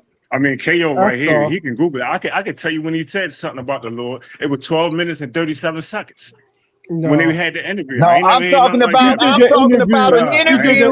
I'm talking about an interview that Rolly did with somebody where he said he injured his shoulder and he couldn't use his right hand. He said, I tried to throw it and the motherfucker wouldn't go. I think that was fight hype. I think that was a fight hype interview. Let me Rozilla, talk to me, fam. What's up? Salute. Yeah, I think that was fight eye interview, bro. But Rolly, bro, I wanted to come up and say, bro, we rocking with a whole different Rolly. The last 2 years, bro. Not only has he changed his coach up, he done changed his situation. He don't really drink, he don't smoke, he's saved now, bro. So it's a different kind of focus that we seeing. I remember Rody did an interview, bro, like 2 years ago. I don't know if y'all chopped up on it yet about it though. He did an interview 2 years ago, and with the homie Cigar Talk. Salute to Najee, man. Najee. And in the interview, I don't remember how it came up, but they got on the discussion of him saving T.O.'s life, and them spending a lot of time together, and T.O. going through a lot of stuff mentally with his family and stuff. I feel like Rolly got the cheat code, bro. He finna knock Buddy out. He finna sleep Buddy. That's why he got this fight. It's a clean win. That's why he been talking his Hall of Fame stuff. He talking about if he beat T.O. and this win aged so well for Shakur, he deserves his Hall of Fame talks. I really feel like it's gonna play out exactly how he wanted to, bro. By the 6th, 7th round, just like the homie Dondrick said, Rolly gonna close his eye up. I got him stopping him before the 10th round, bro. Damn, y'all got Rolly by stoppage. I feel like Hell we gonna yeah. stop him. Hell I'm yeah. gonna be 100. Hey, KO, hey, KO, why you don't like Rolly, bro? Why you think Rolly's He been hating on Rolly? He been hating on Rolly. Yo, that shit crazy to me, man. I think Rolly trash, bro. Why? He like Virgil. Why? He's gonna lie to you. Hey, KO, he fought everybody. You don't see where he got better. You don't see where he's getting better. Nigga asked me why I didn't want to let me talk on my own shit. Crazy, bro. Go ahead, KO. Go ahead. So I think so a couple of things. I think y'all are overestimating Rolly's improvements. So he's had the buddy Ishmael Salas. He's had him for 2 fights, and one of those fights was the Manuel James fight. Go rewatch that fight and holler at me. That was the first fight. And I just think, like, if you go watch Rolly Romero and Ryan Garcia spar, it just seemed like something was there where Rolly kind of had Ryan's number. You go watch Team Alifu and Rolly spar. Let me know how that looks. What Ryan had is very good hand speed and a very good left hook. He's easy to game plan for. Hold the phone, throw with him. But don't let this motherfucking hand leave your motherfucking face, because you know what he's looking for. Team Alifu is a different type of fighter. He don't have the power that Ryan got, or maybe not the hand speed, but his hands and his feet go together better. He's more, I see what you're saying. He's more athletic. Yeah. He moves around the ring better. So the positions that Ryan Garcia got caught in, those are not the positions that I think Team Alifu would get caught in with Rolly. And the stuff that I heard y'all keep bringing up baguette bread. Baguette's a pressure fighter that throws a motherfucking bunch of combinations. Rolly don't do that. That patient shit. That patient shit when you're the slower fighter, the fighter with the worst feet, that patient shit out of range is gonna get you probably countered. Get you jabbed, get you being a day late and $1 short. I think what's in Rolly's favor is T.O. has not fought at 147 pounds, and T.O. may have like mental issues with his daddy and shit. But talent for talent, bar for bar, skill for skill, focus. Rolly fuck around and get pop. He fuck around and get out in the fight, and y'all gonna be looking like, goddamn, like what the fuck? Like I'm like I don't know, bro. I don't know. The nigga tell me that on the motherfucking 2026 fucking New Year's resolution card, Rolly was gonna go into 2027 with 2 consecutive wins against Ryan Garcia and fucking Team Alifu Telefimo. Nigga, you don't have to show me. Okay, well, I gotta say, hold on, OG, hold on, OG. Let me get this off before we can go. Rolly is all of us. Rolly is all of us. All of us. Rolly is all of us, man. They do it to him, they can do it to us. Hold up, money. Because I gotta go, and I'm not making an Oh official no, KO, I wanted to talk to you about Boots. It's 10:30, man. It's 10:30. I gotta go. But I'll be live Friday. All right, man. I want to say this though. I would just tell everybody, because I'm gonna have y'all hop off because I gotta run. But I would just tell everybody, bro. Just study a little bit more of both of these fighters at mid-range. Maybe look at Rolly's punch count. Look at if Rolly has if he's just following a good game plan from Ishmael Salas, or if he's actually making adjustments. And does he have the ability to force Team Alifu to be uncomfortable with his own fucking game plan and his own ability to press the action or to fight off his back foot. Rolly ain't no back-footed fighter that's going to do the shit that Shakur was able to do or Sandor Martin was able to do or Jermaine Ortiz was able to do. If you let Timalifu sit out at mid-range and get styly and fight off his back foot and shit, you could be in trouble in the fight if you don't have the hand speed and you don't have the foot speed. So, you know, just some things for y'all to think about. I know everybody's crunk on Rolly, thinking Rolly gonna step on Buddy and do all of this, but I would just tell y'all it's a lot closer fight than that, bro. Like, and if in my mind, Rolly may be stoppage, Rolly may be close fight, but if anybody's gonna run away with a decision and clearly outbox the other, you'd have to say it's gonna be Timalifu if I had to pick one. But I'll let y'all go. Everybody have a great rest of the night. I'll be live Friday. I'm not live tomorrow, celebrating the anniversary with the wifey. But we'll be back Friday, Saturday, and Sunday live. And then I'll also be live on Monday. And then we'll be going out of town for the next week and a half. So I'm gonna try to get y'all as much content as I can. So smash the like, sub to the channel. We'll catch y'all on the next one. We out of here. Peace.